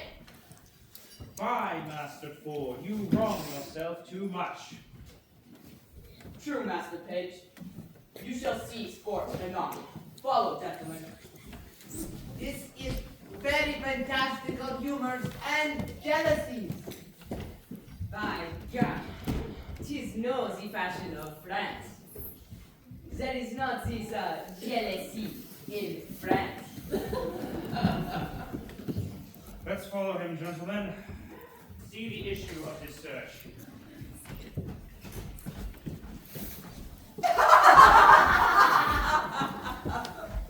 Is there not a double excellency in this? I know not which pleases me better, that my husband is deceived, or Sir John.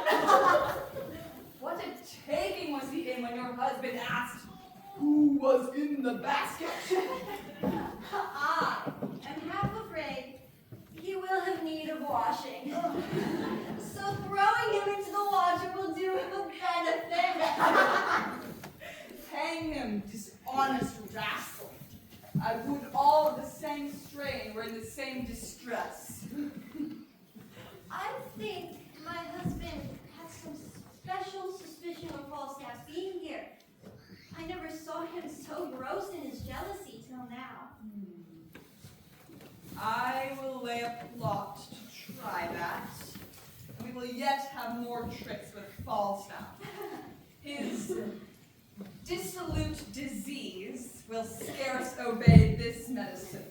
It shall be said that foolish carrion mistress quickly do him, to excuse his throwing into the river, to give him another hope, to betray him to another punishment. We will do it. Let him be sent for tomorrow, 8 o'clock, to have amends. I cannot find him. Maybe the day bragged that he cannot come past. Heard you that? You use me well, Master Ford, do you? I do so. Heaven make you better than your thoughts. Amen. You do yourself mighty wrong, Master Ford. I must bear it. If there be anybody in the house and in the chambers and in the coffers and in the presses, heaven forgive my sins at the day of judgment. And nor I too. There are no bodies. Fie, Master Ford, are you not ashamed? What spirit, what devil suggests this imagination? I would not have your distemper in this kind for the wealth of Windsor Castle. 'Twas my fault, Master Page. I suffer for it. You suffer for a bad conscience. Your wife is as honest a woman as I will desire among 5,500 Jews. Aye, by God, she is a honest woman. Well, I promise you dinner. Come, come. Walk in the park. I'll make known to you why I have done all of this. Come, wife. Come. Mistress Page, pray, pardon me. Pray, heartily, pardon me. Let's go in, gentlemen.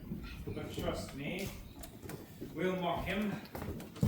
I do invite you to my house to breakfast tomorrow. After we'll birding together. I have a fine hotwood bush. Shall it be so? Anything? If there be one, I will make two in the company. And if there be one or two, I shall make a detour. Pray you, will you go, Master Page? I pray you, remembrance tomorrow on our lousy knave, the hostesses of the garter. Thy God, with all my heart. The lousy knaves, with their jibes and their mockeries.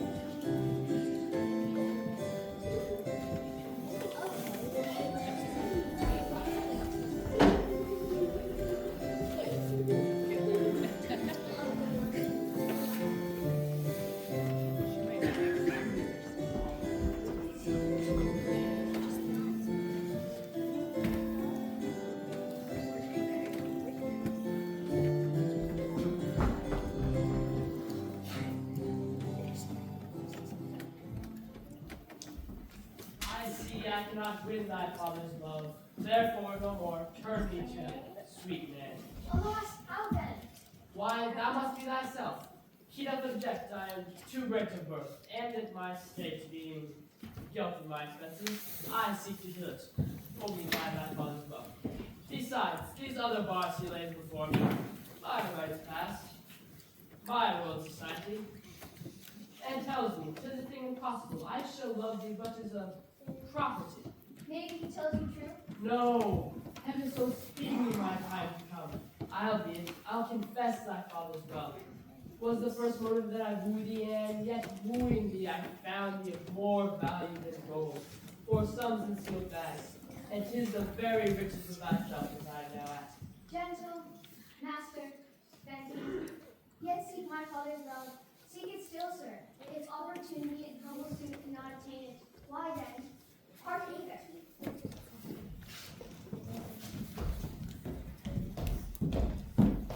Right there, talk, Mistress Quigley. My kinsman shall speak for himself.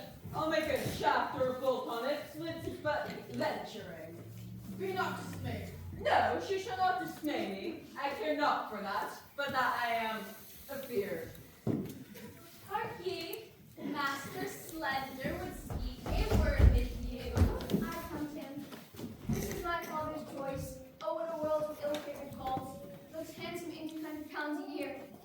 And I pray, how does good Master Fenton? I pray you a word with you. Oh, yes, She is coming to her cuz. Oh boy, thou hadst a father.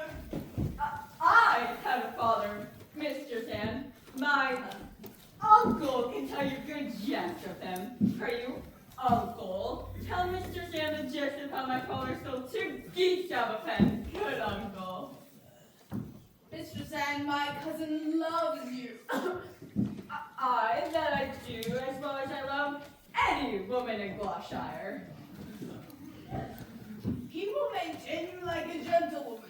That I will, come cut and long tail, under the squire. He will make you 150 pounds, jointure. Good Master Shell, let him woo for himself. I thank you for it. I thank you for that good comfort. I'll leave you. Now, Master Slender, Now, good Mistress Anne. what is your will? My will? Ha! Oh, darlings, that's a pretty jest indeed. I never made my will yet. I'm not such a sickly creature. I give heaven praise. I mean, Master Slender, what would you name? Surely I would little or nothing with you. Your father, my uncle, hath made motions. If it be my luck, so. If not, happy man be still. They can tell you how things go better than I can. You may ask. Your father, here he comes. Now, good Master Slender, love him, Dr. Anne. How now, Master Fenton? You wrong me, sir, thus still to haunt my house. I have told you my daughter is disposed of. Nay, Master Page, be not impatient. Master Fenton, come not to my child. She is no match for you. Sir, will you hear me? Nay, good Master Fenton. Come, Master Shallow, come, Son Slender, in. Knowing my mind, you wrong me, Master Fenton.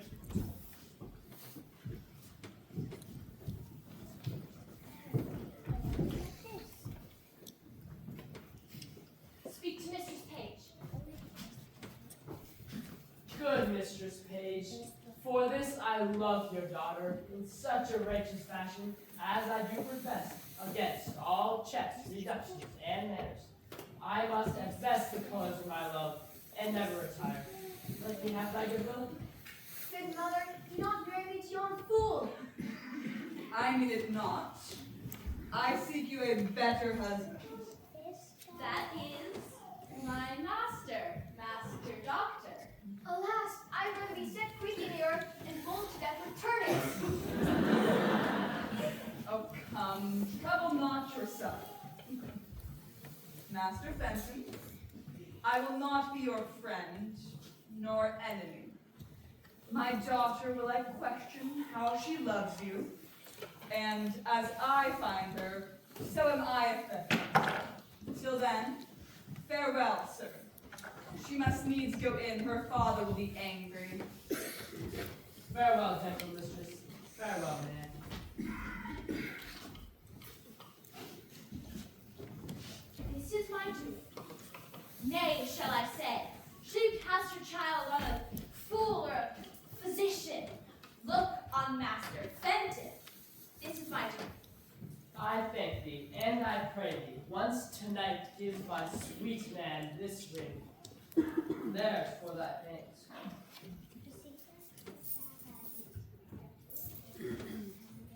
Heaven send thee good fortune.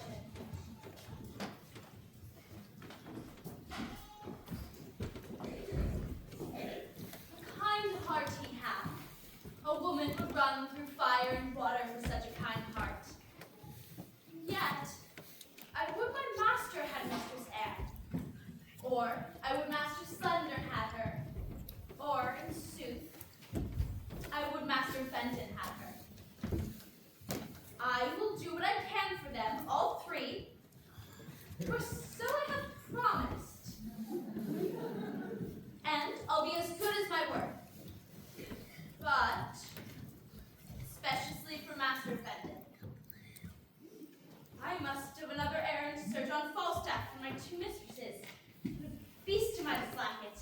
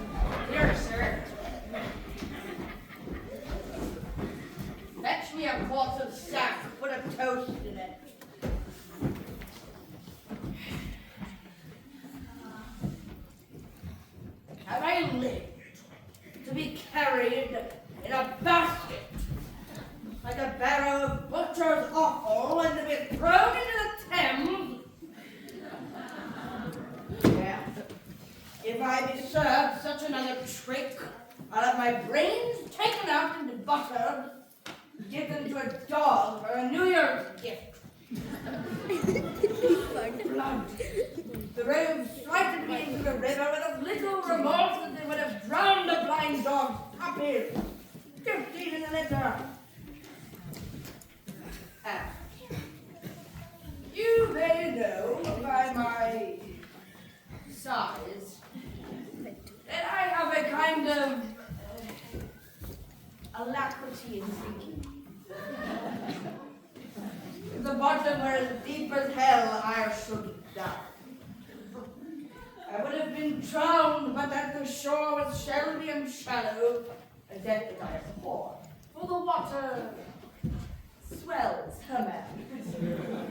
What a thing would I have been if I had been swelled.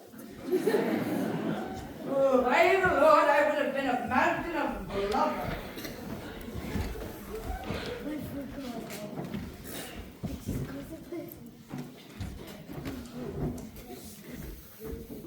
Here's one mistress quickly, sir, to speak with you. Come, let me pour in some sack for the Thames water. For my belly is as cold as if I swallowed snowballs, repelled to cool my kidneys.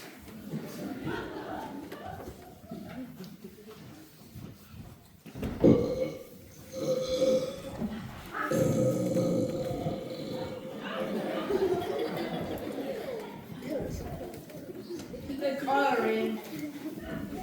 Come in, woman. By your leave, I cry your mercy. Give your worship good morrow.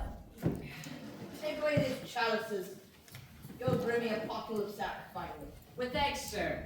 Simple of itself, I'll no pull sperm in my bridge. How now?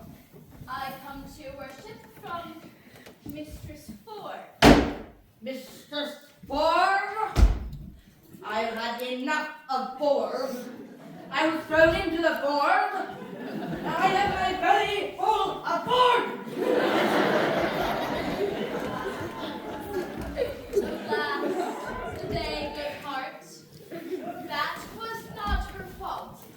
She does so take on with her men. They mistook their erection. So did I mine to build upon a foolish woman's promise. Well, she laments for it, sir. So much it would yearn your heart to see it. Her husband this morning goes birding. She desires you once more to come to her between 8 and 9. I must carry her word with me. She'll make you amends, I warrant you. 9 and 10, sayest thou? 8 and 9, sir. Well, I will visit her, tell her so, and bid her think what a man is. Let her consider his frailty, then judge of my merit. I will tell. Peace be with you. I marvel I hear not of Master Brooke. He sent me word to stay within. I like his money well. Oh, here he comes. God bless you, sir. And you, sir. Now, Master Brooke, you come to know what has passed between me and Ford's wife. That, indeed, Sir John, is my business. I will not lie to you. I was at her house the hour appointed me. Sped, you, sir? Very ill-favorably, Master Brooke. How so, sir? Did she change her determination? No, Master Brooke, but the Peking Cornuto, her husband, Master Brooke, comes in the instant of our encounter. After we have embraced, kissed, protested, and as it were, spoke the prologue of our common, and at his heels, raveling his companions that are provoked and instigated by his distemper. Forsooth, to search the house for his wife's love. What? While you were there? While I was there. And did he search for you? And could he find you? You shall. good luck would have it, comes in one Mr. Page. His intelligence for the approach, and in her invention and for light distraction, can make me into a buck basket. A buck basket? By the Lord, a buck basket. Men me in with foul shirts and smocks, socks, dirty stockings, greasy napkins, that Master Brooke. There is the rankest compound of villainous smell ever offended nostril. How long lay you there? Nay.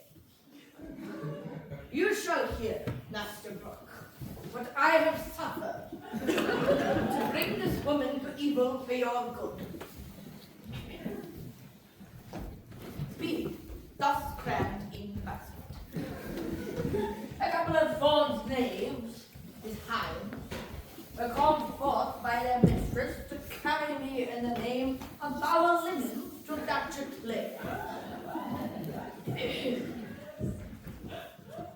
Seeking me on their shoulders, they met the jealous knave, their master, in the doorway, who once or twice asked them what they had in the basket.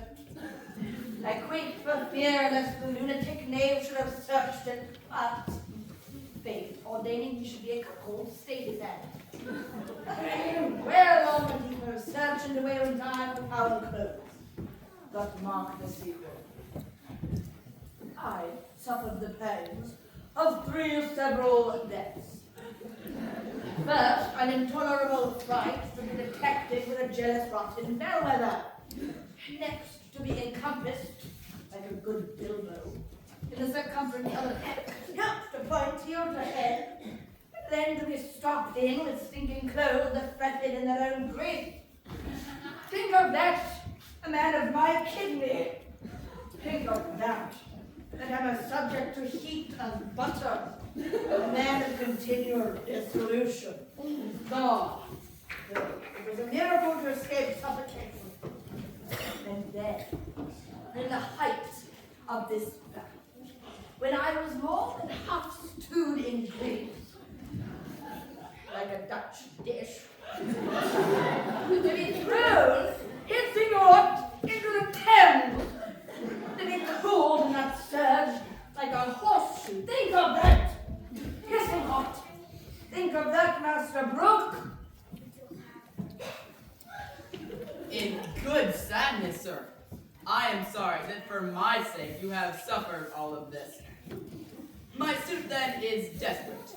You'll undertake her no more? Master Brooke, I will be thrown into Etna, as I have been into Thames, and I will leave her thus. Her husband is this morning gone a-birding. I have received from her another embassy meeting. Fixed 8 and 9 of the hour, Master Brooke. 'Tis past 8 already. Is it? I will then address me to my appointment. Come you to me at your convenient leisure, and you shall know how I speed, and the conclusion will be crowned with your enjoying her. You shall have her, Master Brooke. Master Brooke, you shall cuckold for eagles.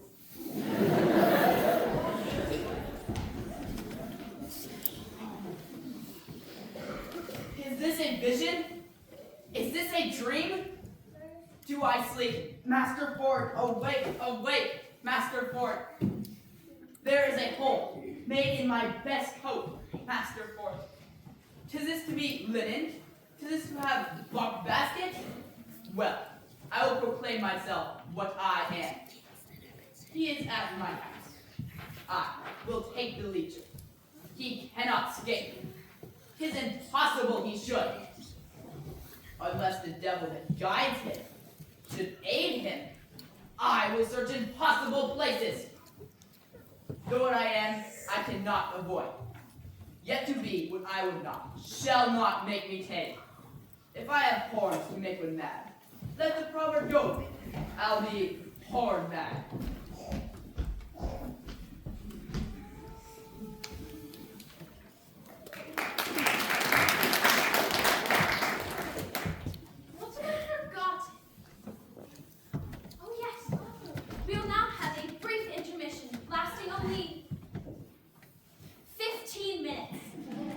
There will be concessions out the back, and restrooms are out the left and down the stairs. I must have another errand to Mistress Page. Peace be with you.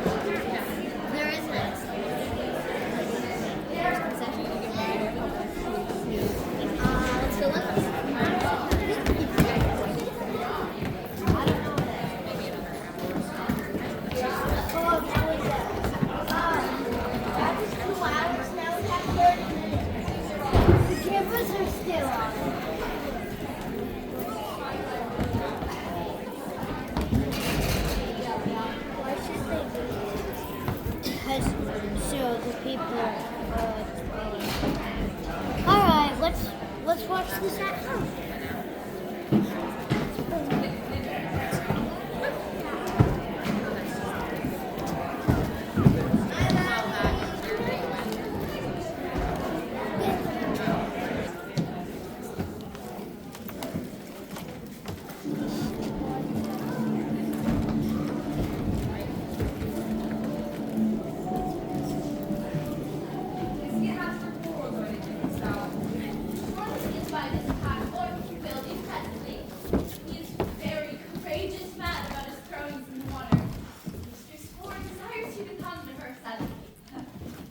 By and by. I'll bring my young man here. Look where his master comes. It's a playing day, I see. How now, Sir Hugh? No school today. No, Master Slender has let the boys leave to play. Blessings of his heart boy. Sir Hugh, my husband says my son profits nothing in the world at his book. I pray you, ask him some questions in his accents. Come hither, William. Hold up your head. Come. Come on, sir. Hold up your head. Answer your master. Do not afraid. How many numbers is in nouns, William? 2. Truly, I thought there had been one number more for, as they say, odds now. Peace your tattlings. What is fair, William? Polecats. There are fairer things than polecats, sure. You are a very simplicity woman. I pray you peace. What is lapis, William? A stone, And what is a stone, William? a pebble, No, it is lapis. I pray you remember in your brain. black, That is good, William. What is he, William, that does lend articles? articles are followed of the pronoun and use thus to climb. Singularito, nominativo, hic, he, hoc. Nominativo, he, hi, ho. I pray you mark, genitivo, quis.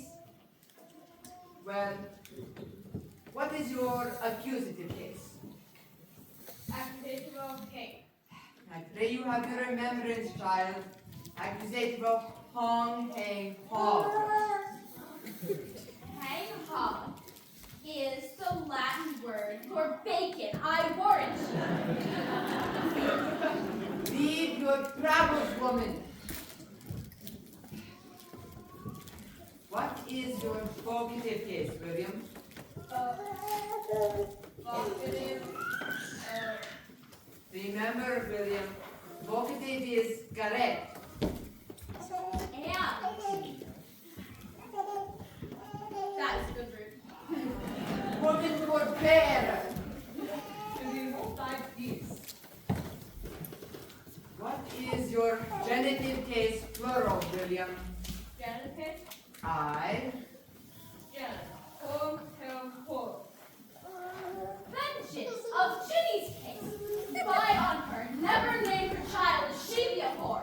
For shame, woman! You do ill to teach children such words. He teaches them to hit and to hack, which they'll do fast enough themselves, and cry, horror, fie upon it. Woman, art thou lunatics? Hast thou no understandings for thy cases and for the numbers of thy genders? Thou art as foolish Christian creatures as I would desire. Peace.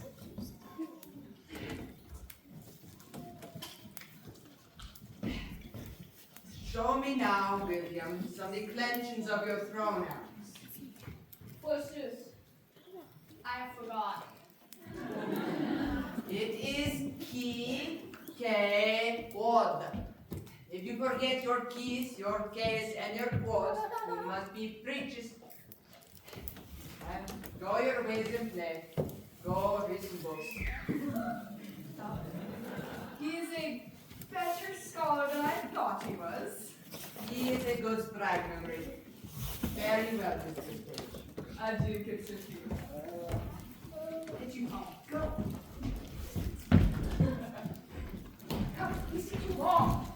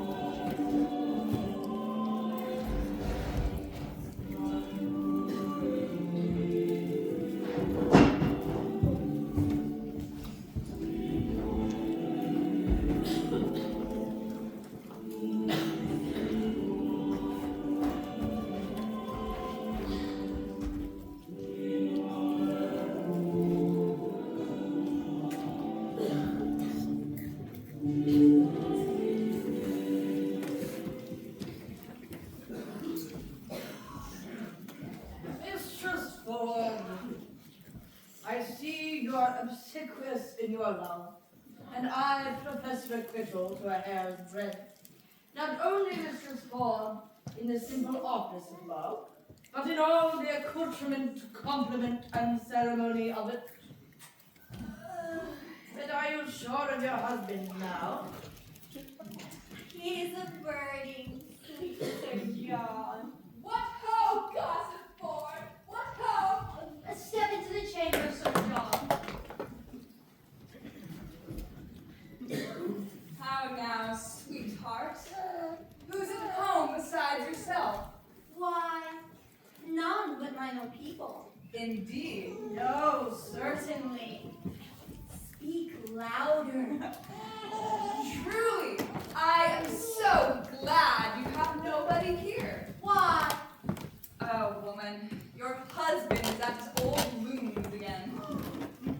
He so takes on yonder with my husband, so rails against all married mankind, so curses all Eve's daughters of what complexion soever, so buffets himself on the forehead, crying, "You're out, you're out," that any madness I ever yet beheld seemed but tameness, civility, and patience compared to this distemper he is in now.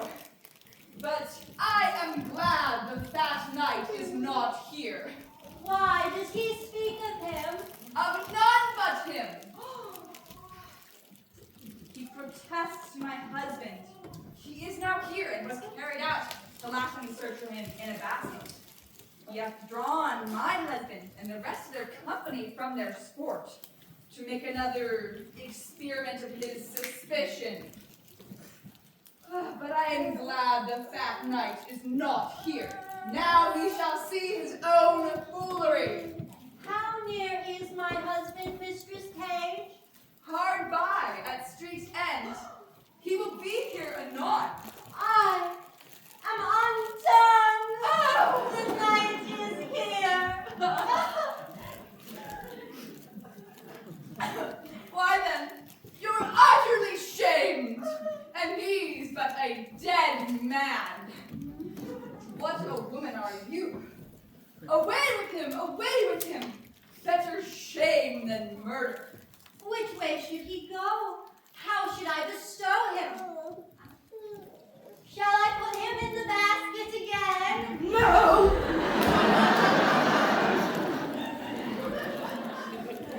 Well, no more in the basket.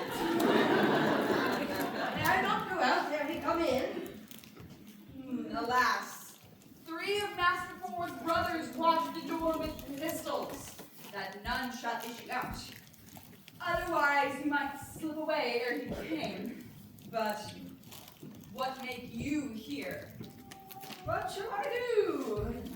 Oh, bring up the chimney. They always used to discharge their burning pieces. Creep into the kiln hole. Where is it? He will look there, on my word.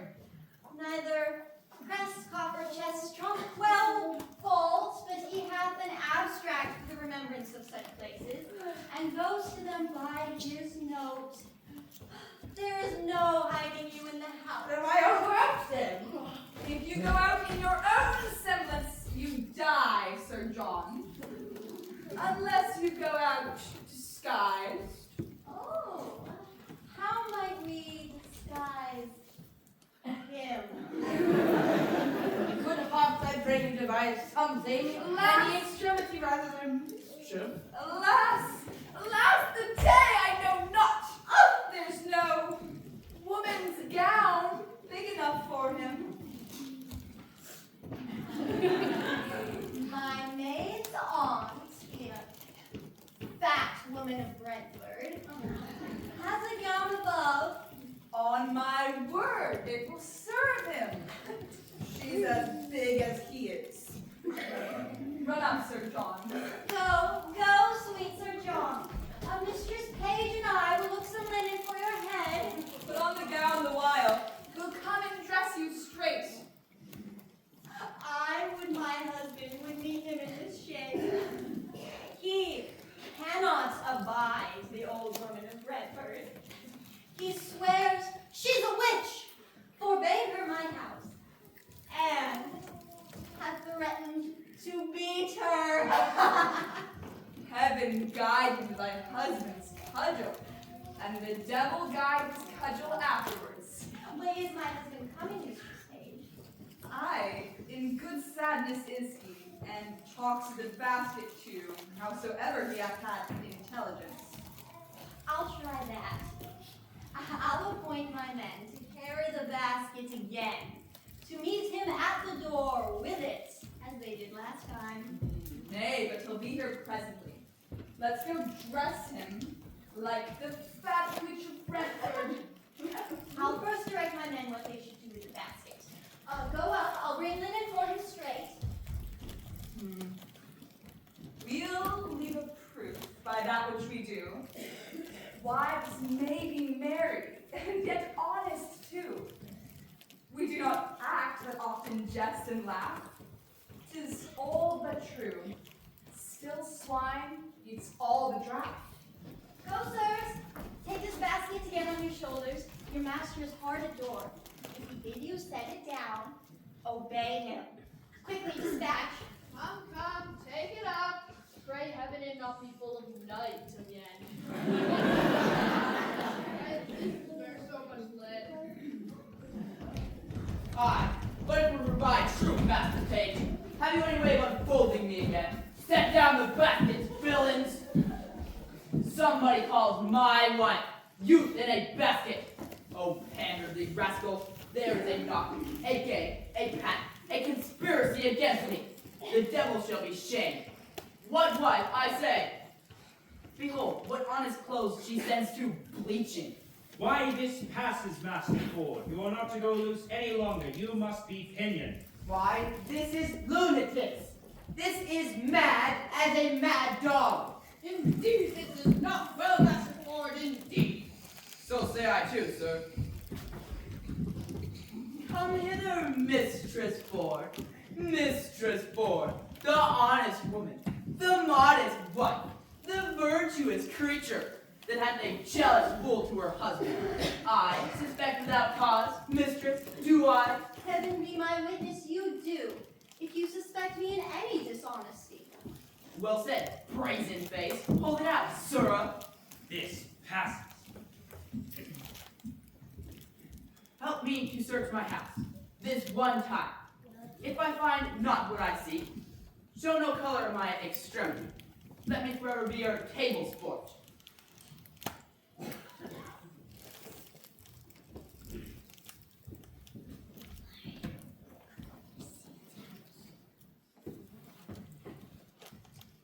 Empty the basket, I say. Why, man, why?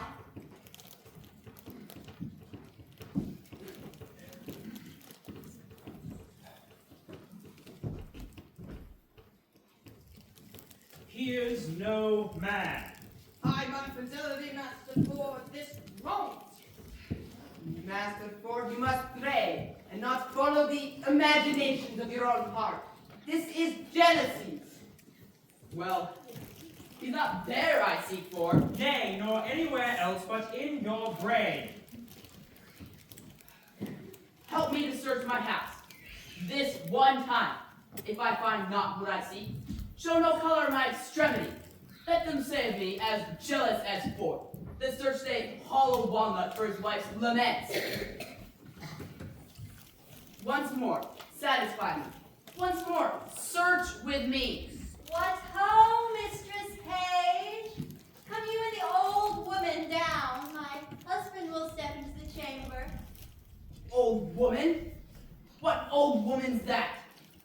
Why, it is my maid's aunt of Brentford.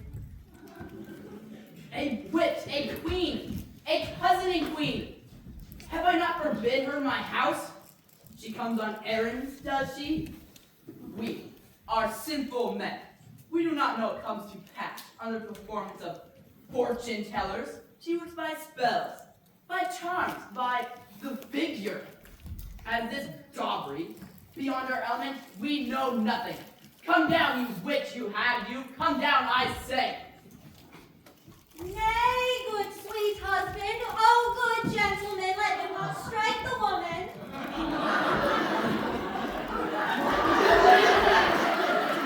Come, mother Cratch, come give me your hands. Oh, drat her! Quick, you hag, you faggot, you polecat! Out, I'll frighten you, I'll foretell you. Are you not ashamed? I think you've killed the old woman. Nay, he will do it. 'Tis so good a credit for you. Hang her, witch. By yea, no, I think the woman be a witch indeed. I like not when a woman has a craved beard. I spy a craved beard under her muffler.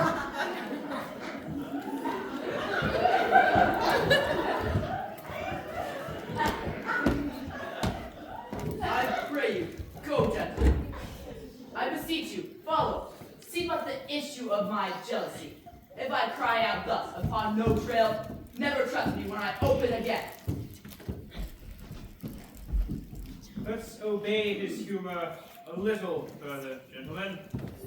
Follow.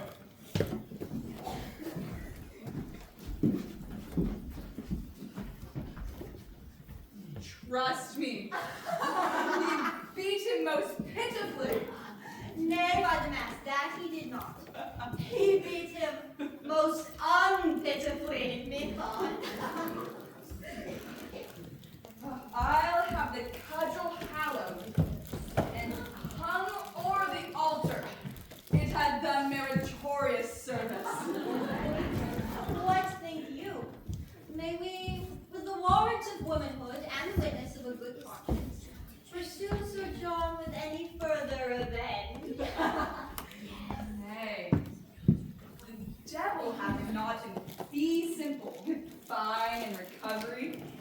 he will never, I think, in the way of waste, attempt us again.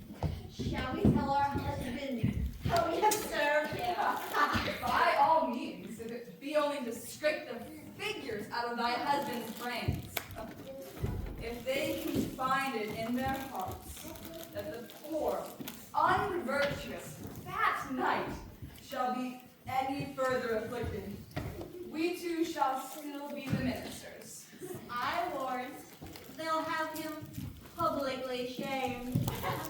And the thing, there would be no period to the jest should he not be publicly shamed.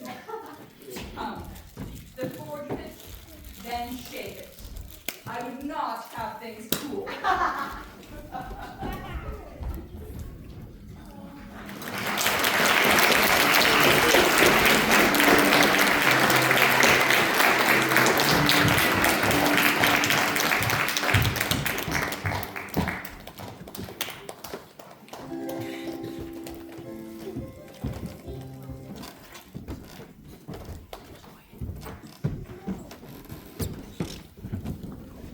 Ladies, the German society have 3 of your horses for the Duke himself to be tomorrow at court, and they are going to. What Duke is this deed that comes so secretly? And you're not a king in the court. Let us speak to these gentlemen. They speak English? I, I'll fill the city. They shall have my horses, but I'll make them pay and I'll suss them. They have had my house a week at command. I have turned away my other guests. They must come off. I'll suss them. Come.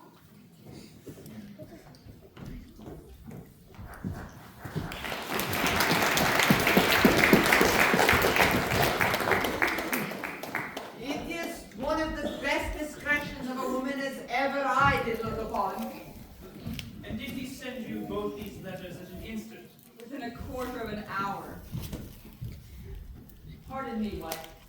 Henceforth, do what thou wilt. I would rather suspect the son with cold than thee with wantonness. And doth thy honor stand? In him there was of late inheritance, as firmness meant. 'Tis well, 'tis well. But be not as extreme in submission as in offense. But let our thought go forward. Let our wives yet once again make us public sport. Arrange a meeting with this old fat fellow, where we may take him and disgrace him for it. There is no better way than that they spoke of. What, to meet him in the park at midnight? Fie, he'll never come. You say he has been thrown into the rivers and has been grievously beaten as an old woman. Methinks there should be carried in him that he should not come. Methinks his flesh is punished. He shall have no desires. So think I too. Devise but how you'll use him when he comes. And let us two devise to bring him thither. There is an old tale, goes Herne the Hunter. Sometime a keeper here in Windsor forest doth all the winter time at still midnight walk round about an oak with great ragged horns, and there he blasts the tree and takes the cattle and makes the milk cry and yield blood and shakes a chain in the most hideous and dreadful manner. You have heard of such a spirit, and well you know the superstitious, idle-headed elf receiving to deliver to our age this tale of Herne the Hunter for a truth. Why, there want not many who, in deep of night, do fear to walk past this Herne's oak, but what of this? Mary, this is our device, that false staff at that oak should meet with us. Well, let it not be doubted but he'll come. But in this shape, when you have brought him thither, what shall be done with it? What is your plot? That likewise we have thought upon, and thus, Nan Page my daughter, and my little son, and 3 or 4 more of their growth will dress like urchins, elves and fairies, with round waxen tapers on their heads and rattles in their hands. On a sudden, when Falstaff, she and I are newly met, let them from forth to soft rush at once with some diffused song. Upon their sight, we two in great amazement will fly, and then let them encircle him all about, and fairy-like pinch the unclean knight, and ask him why that hour of fairy revel in their so sacred paths he dares to tread in shape profane.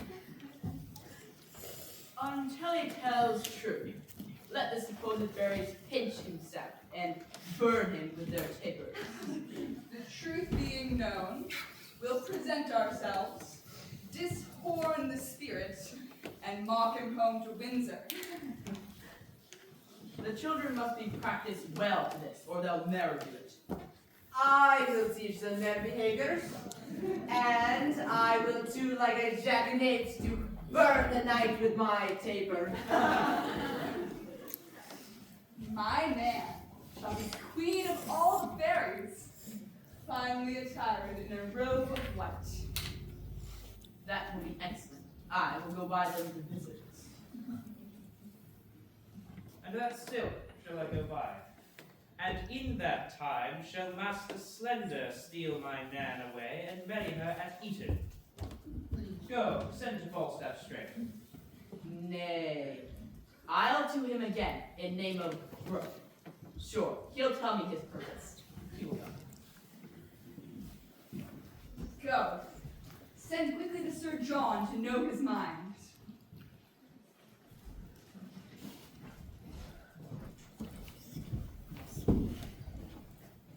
I'll to the doctor. He hath my goodwill, and none but he to marry with Nan Page. That slender, though well-landed, is an idiot. And he my husband best of all effects. The doctor is well-moneyed, his friends potent at court. He, and none but he, shall have Nan Page, though 20,000 worthier come to crave her.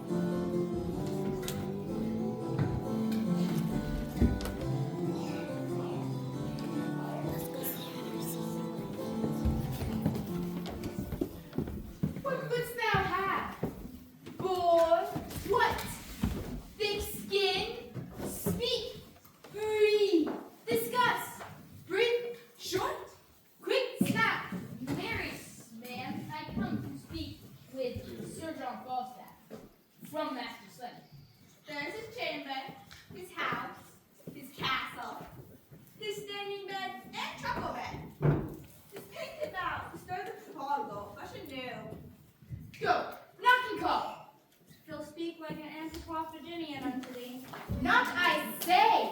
There's an old woman, a bad woman, gone up into his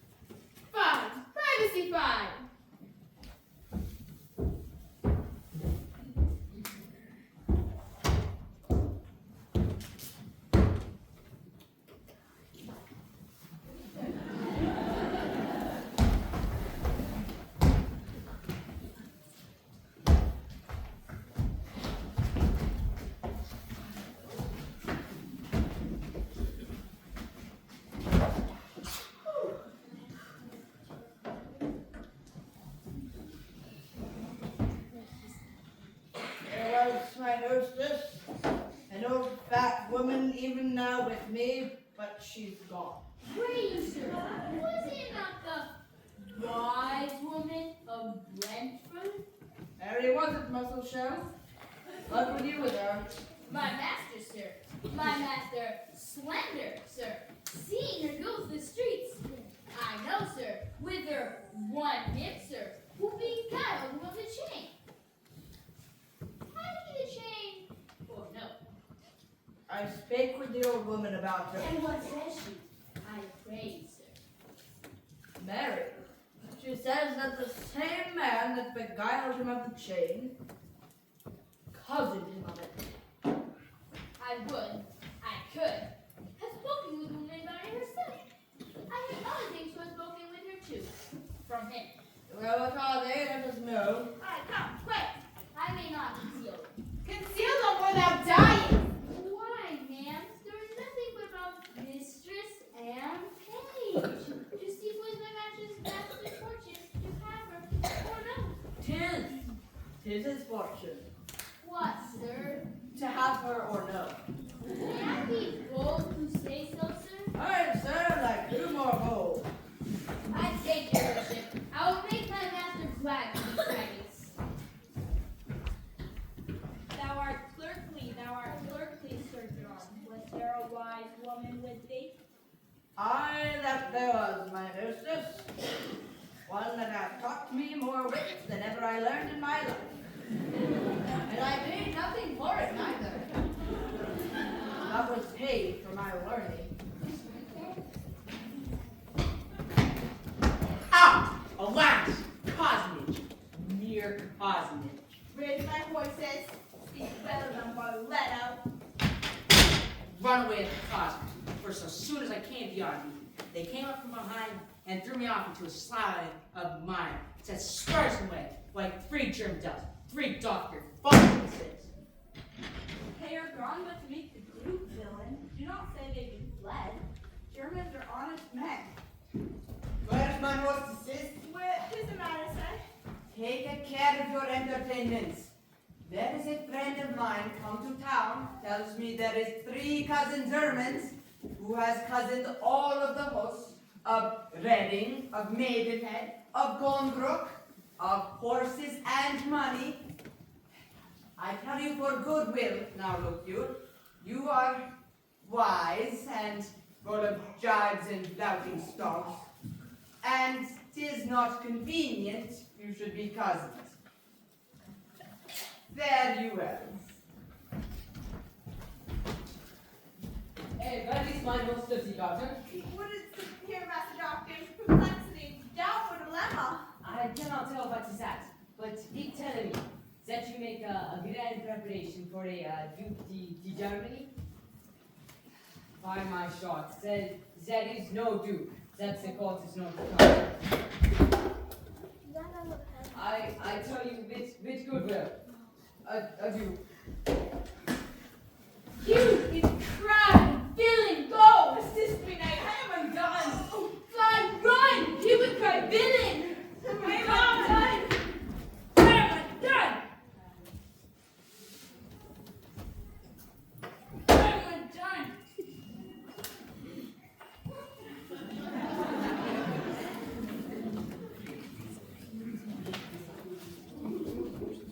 I would all the world might be cousins. For I have been cozened and beaten too.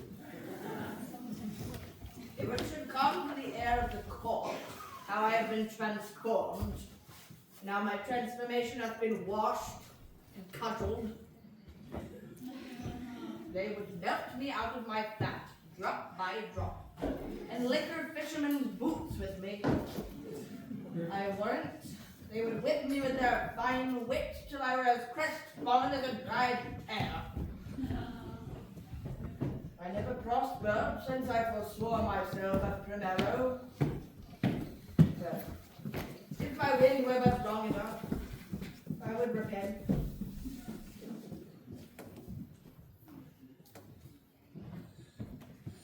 Now whence come you? From the 2 parties' pursuit. The devil take his one party and let us damn the other, and so they shall be both bestowed. I have suffered more for their sakes, more than the villainous inconstancy of man's disposition is able to bear. And had they not suffered? Yes, especially one of them. Mistress Ford, her heart is beaten black and blue. They cannot see a white spot about her. What stellest thou me of black and blue?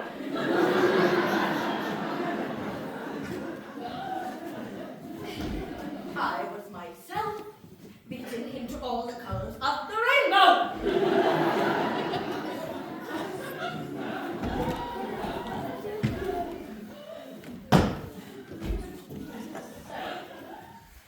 I will speak with you in your chamber, and then you can hear how things go. And to your content, here is a letter that will say somewhat. Good hearts, what ado here is to bring you together. Surely one of you does not serve heaven well that you are so crossed.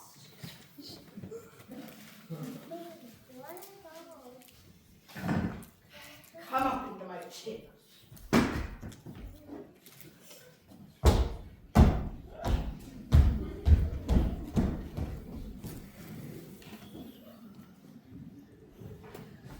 Master Fenton, talk unto us. Our minds are heavy. We will give it all. Yet, hear me speak. Assist me in my purpose. And as I am a gentleman, I'll give thee 100 pounds in gold, more than your loss. We will hear you, Master Fenton. And we will, at the least, keep your counsel. From time to time, I have acquainted you with the dear love I bear for fair-haired lady, who mostly hath entered my affection. So fair, both herself might be her children.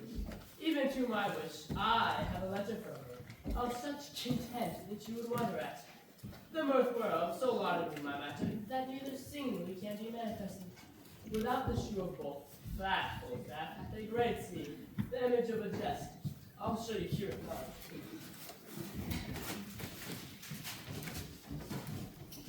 Hark, my good hostesses, tonight at Burns Oak, just twixt 12 and 1, must my sweet Nan present the fairy queen. The purpose lies here, in which disguise, while others just are something rank of foot, her father hath commanded her to slip a maiden sled, and with him at Eden immediately to marry.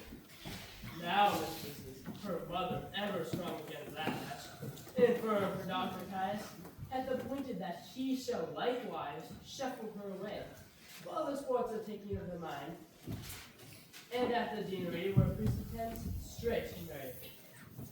To this her mother's plot, she, seemingly obedient, likewise they promised the doctor. Now thus it rests. Her father means she shall be all in white, and in that habit, when Slender sees his time to take her by the hand and bid her go, she will go with him. Her mother hath intended the better to devotion to the doctor, for they must all be masked and preserved. That quaint and green she shall be loose in robe, with ribbons pented flaring about her head, and in that habit, and she will go with it. Which means you to see, father or mother? Both, my good hostess, to go along with me, and here it rests, if you'll proclaim the vicar, to stay for me at church twixt 12 and 1, and in the lawful name of marriage, to give our hearts united ceremony. Well, husband, your advice. On to the vicar. Bring me the maid and shall not lack a priest. So shall I evermore be bound to thee. Besides, I'll make a present recompense. Prithee, no more prattling. Go, I'll hold. This is the third time I hope good luck lies in our number. Away. They say there's divinity in odd numbers, either in nativity, chance, or death. Here you go. I'll provide for your chain, and I'll do what I can to get you a pair of horns. Away, I say, time wears. Hold up your head and inch. Oh, how now, Master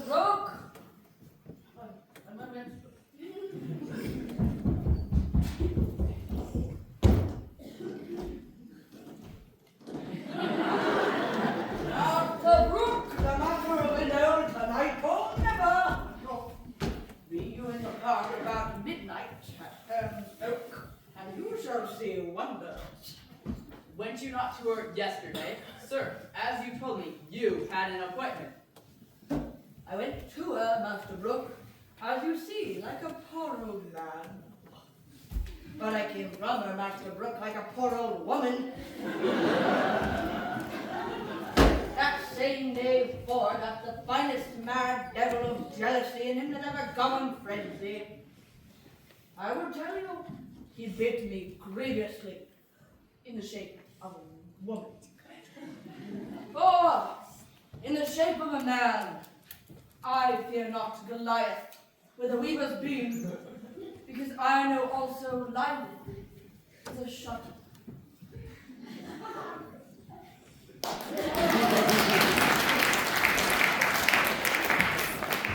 I am haste to come along with me, and I'll tell you strange things of this knave form. On him tonight I will be revenged, and thou shalt have his wife. Said I plucked geese, played truant, and whipped top, I knew not what I was to be beaten till lately. The strange things can, Master Ford, follow.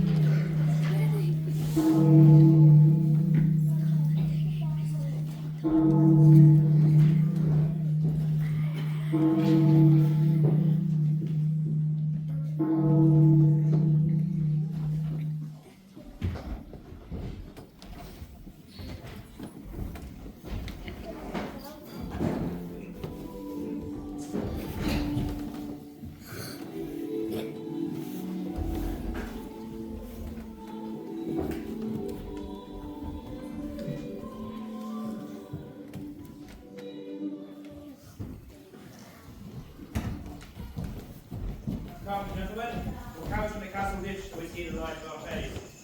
Remember, son Slender, I have spoken with her, and we would neighbors have to know one another. I come to her morning and cry mum, and she cries budget, and by that we know one another. Aye, that's good too, but what needs either your mum or her budget? The whites will decipher her well enough. It has struck 10 o'clock. the night is dark, lights and spirits become as well. The heaven prosper our sport. No man meets evil but the devil, and we shall know him by his wards. Let's away, gentlemen.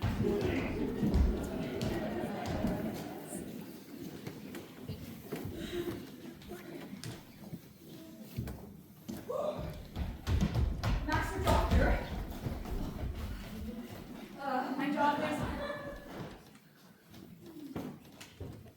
My daughter is in the green. When you see your time, take her by the hand, away with her to the deanery, and dispatch it quickly. Go before into the park. We two must go together. I know what I have to do. Do.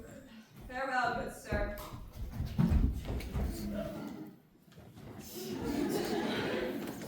My husband will not rejoice so much at the abuse of Falstaff, as he will chafe at the doctor's marrying his daughter. But 'tis no matter. Better a little chiding than a great deal of heartbreak. Where is Nan now, and your troop of fairies? And the Welsh devil you. There I'll couch in a pit hard by Herne's Oak, with obscured lights, which, at the very instant of Falstaff's and our meeting, they will at once display to the night. That cannot choose but amaze him. If he be not amazed, he will be mocked. If he be amazed, he will in every way be mocked. We'll betray him finally. Against such lewdsters and their lechery, those that betray them do no treachery. The hour draws on. To the oak! To the oak!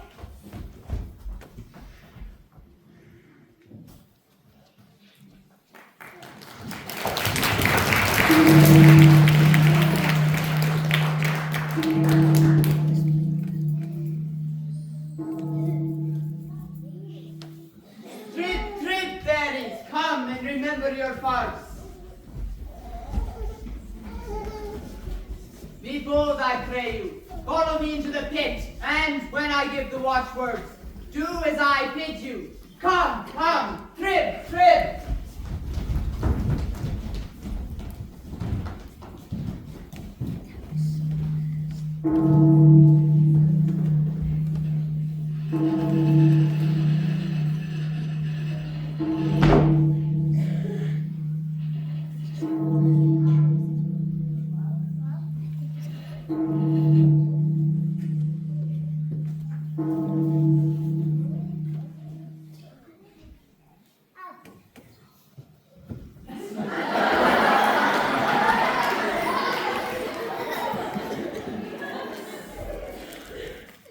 The Windsor bell hath struck 12.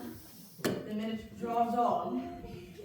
Now the hot-blooded gods assist me. Remember, Jove, thou wast a bull for thy Europa, love set on thy horns. O powerful love that in some ways makes a beast a man, in some others a man a beast.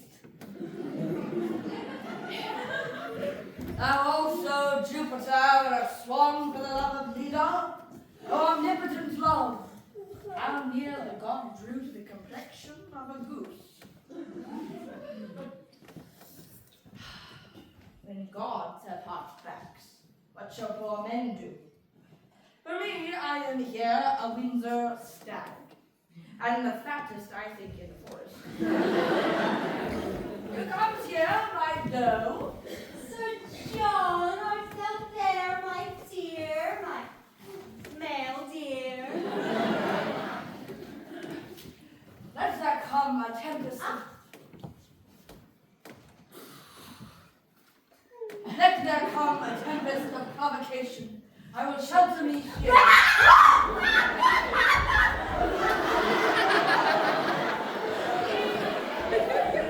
Mistress Payne is come with me, sweetheart.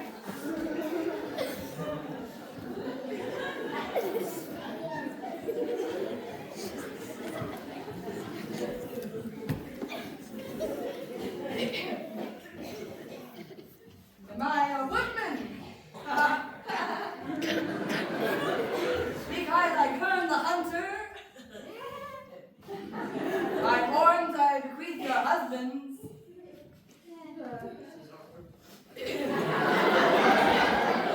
Now is Cupid a child of conscience. He makes restitution, as I am a true spirit. Welcome. Rejoice! Alas! Heaven forgive our sins! What should it be?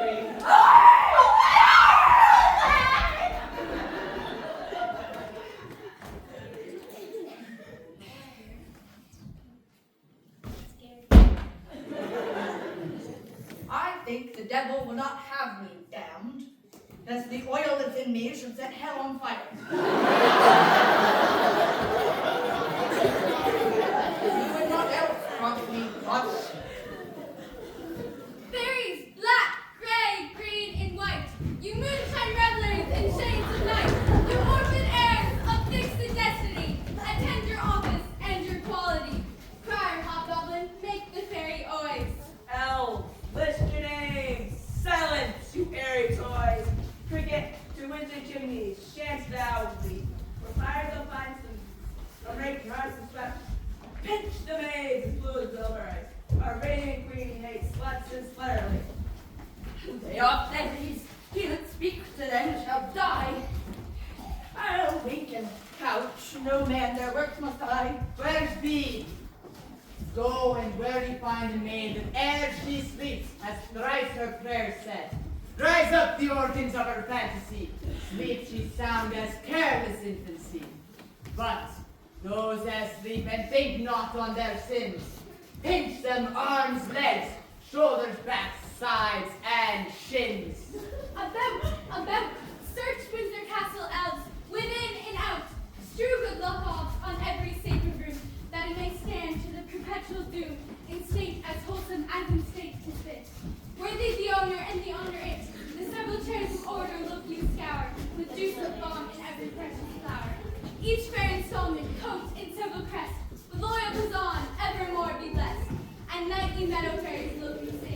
Like to the gardens come this scenery. The expression that it bears, green let it be, more fertile fresh than all the fingers.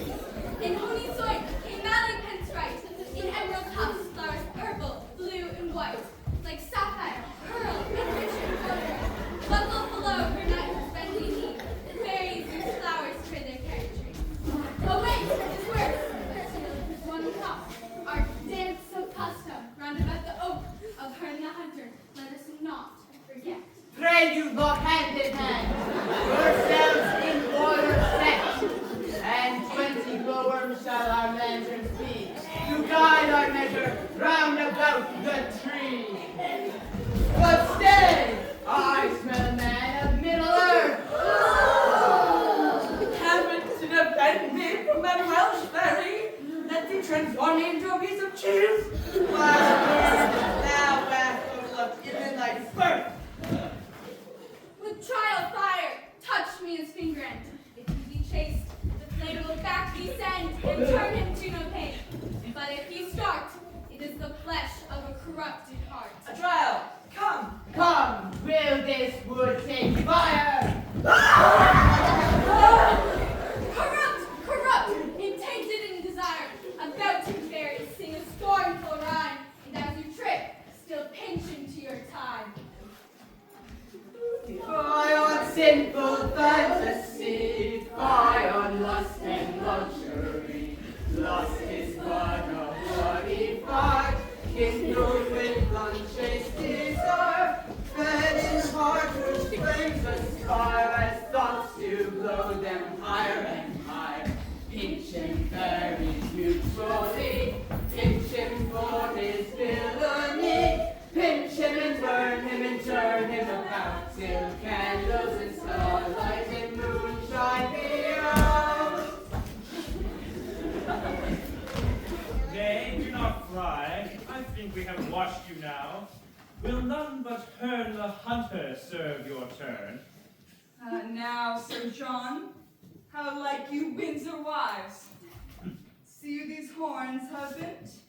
Do not these fair yokes become the forest fed in the town? Now, Sir John, whose cockily now? Master Brooke. Falstaff's a knave, a cockily knave. Here are his horns. Master Brooke and Master Brooke. He hath enjoyed nothing of Ford but his buck-basket, his cudgels, and 20 pounds of money, which must be paid to Master Brooke. His horses are arrested for Master Brooke. Sir John, we have had ill luck. We could never meet. I will never take you for my love again. But I will always count you my dear.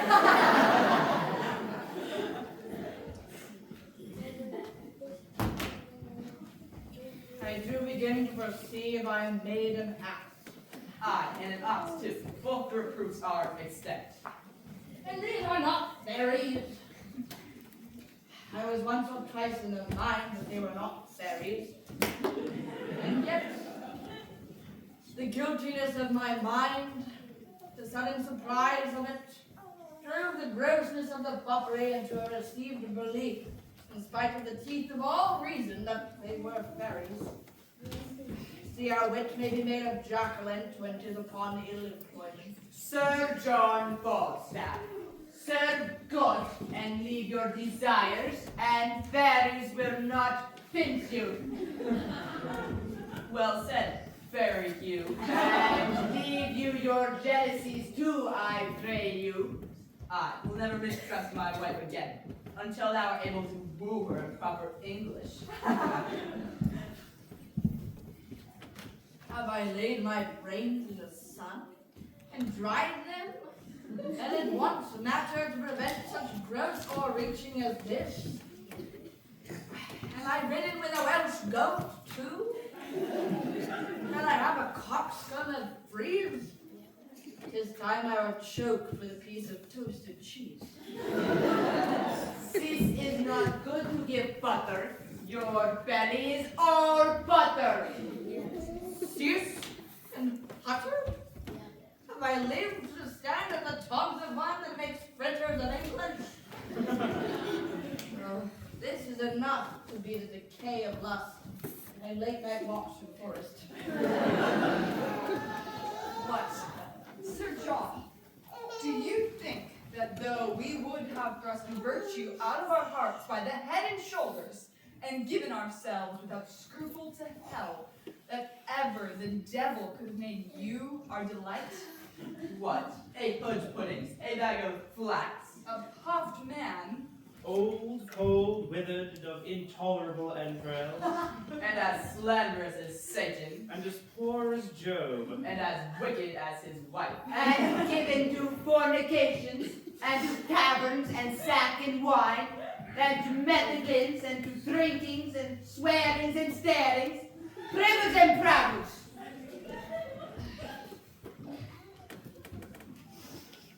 Well, you have the start of me. I am dejected. I am unable to answer the Welsh flannel. I am your theme. Use me as you will. Marry, sir, we'll bring you to Windsor, to our master Brooke, that you have cozened of money. Over and above that you have suffered. I think to repay that money would be a biting affliction. Yet be cheerful, knight, for thou shalt be deposited in my house tonight, where I shall desire thee to laugh at my wife, and now laughs at thee. Tell her Master Slender hath married her daughter. oh, doctors doubt that. If Anne Page be my daughter, she is by this Dr. Kai's wife. Whoa, Father Page! Have you dispatched? Dispatch! I'll make the best explosive and go on it when I were hanged or else. Of what, son? I came yonder at home to marry Mistress Anne, and she's a great lovery boy! If I had not been in the church, I would have swinged him, or he should swing me. If I had not think it had been Anne Page, I might never stir. It is a postmaster's boy! Why, upon my life, then, you took the wrong. What leads you to tell me that? I think so when I took a boy for a girl. If I had been married to him for all he was in woman's apparel, I would not have had him. Why, then, this is your own folly. Did I not tell you should know my daughter by her garments? I went to her white and cried mum, and she cried budget as Anne, and I appointed, and yet it was not Anne, but a postmaster's boy. Good George, be not angry. I knew of your purpose, turned my daughter into green, and indeed, she is now with the doctor at the deanery, and they're married. That is Mrs. Page.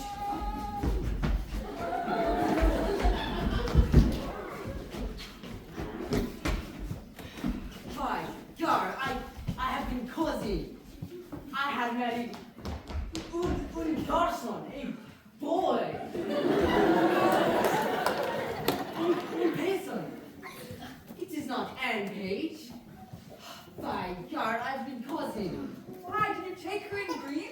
Aye, by God, and the boy. Oh, by God, will be from Windsor. It is strange. Who got the right end? My heart misgives me. Here comes Master Fenton. How now, Master Fenton? Pardon me, Father. Should I let a pardon? And you, mistress, how chance you went not with Master Slender? Why went you not with Master Doctor Name? Hear the truth of it. You would have married her most shamefully, for there was no proportion held in love. The truth is, she and I, long since contrasted, are now so sure that nothing can dissolve us. Offense is holy that she hath committed, and this deceit loses the name of craft, of disobedience and unduteous titles, since therein she doth imitate and shun 1,000 irreligious cursed hours, which forced marriage would have brought upon. Stand not amazed. Here is no remedy. In love, the heavens themselves do guide the stars. Money buys lands, and wives are sold by faith. I am glad that though you have taken a special stand to strike at me, your arrow hath glanced. Well, what remedy? Contender, heaven give thee joy. What cannot be eschewed must be embraced. When night frogs run, all sorts of deer are chased. You know what that line means? See me afterwards. Well, I will muse no further. Master Fenton, heaven give you many, many merry days. Good husband, let us everyone go home and laugh this sport o'er by country fire, Sir John and all. Let it be so, Sir John. To Master Brooke, you yet shall hold your word, for he tonight shall lie with Mistress Full. He and I.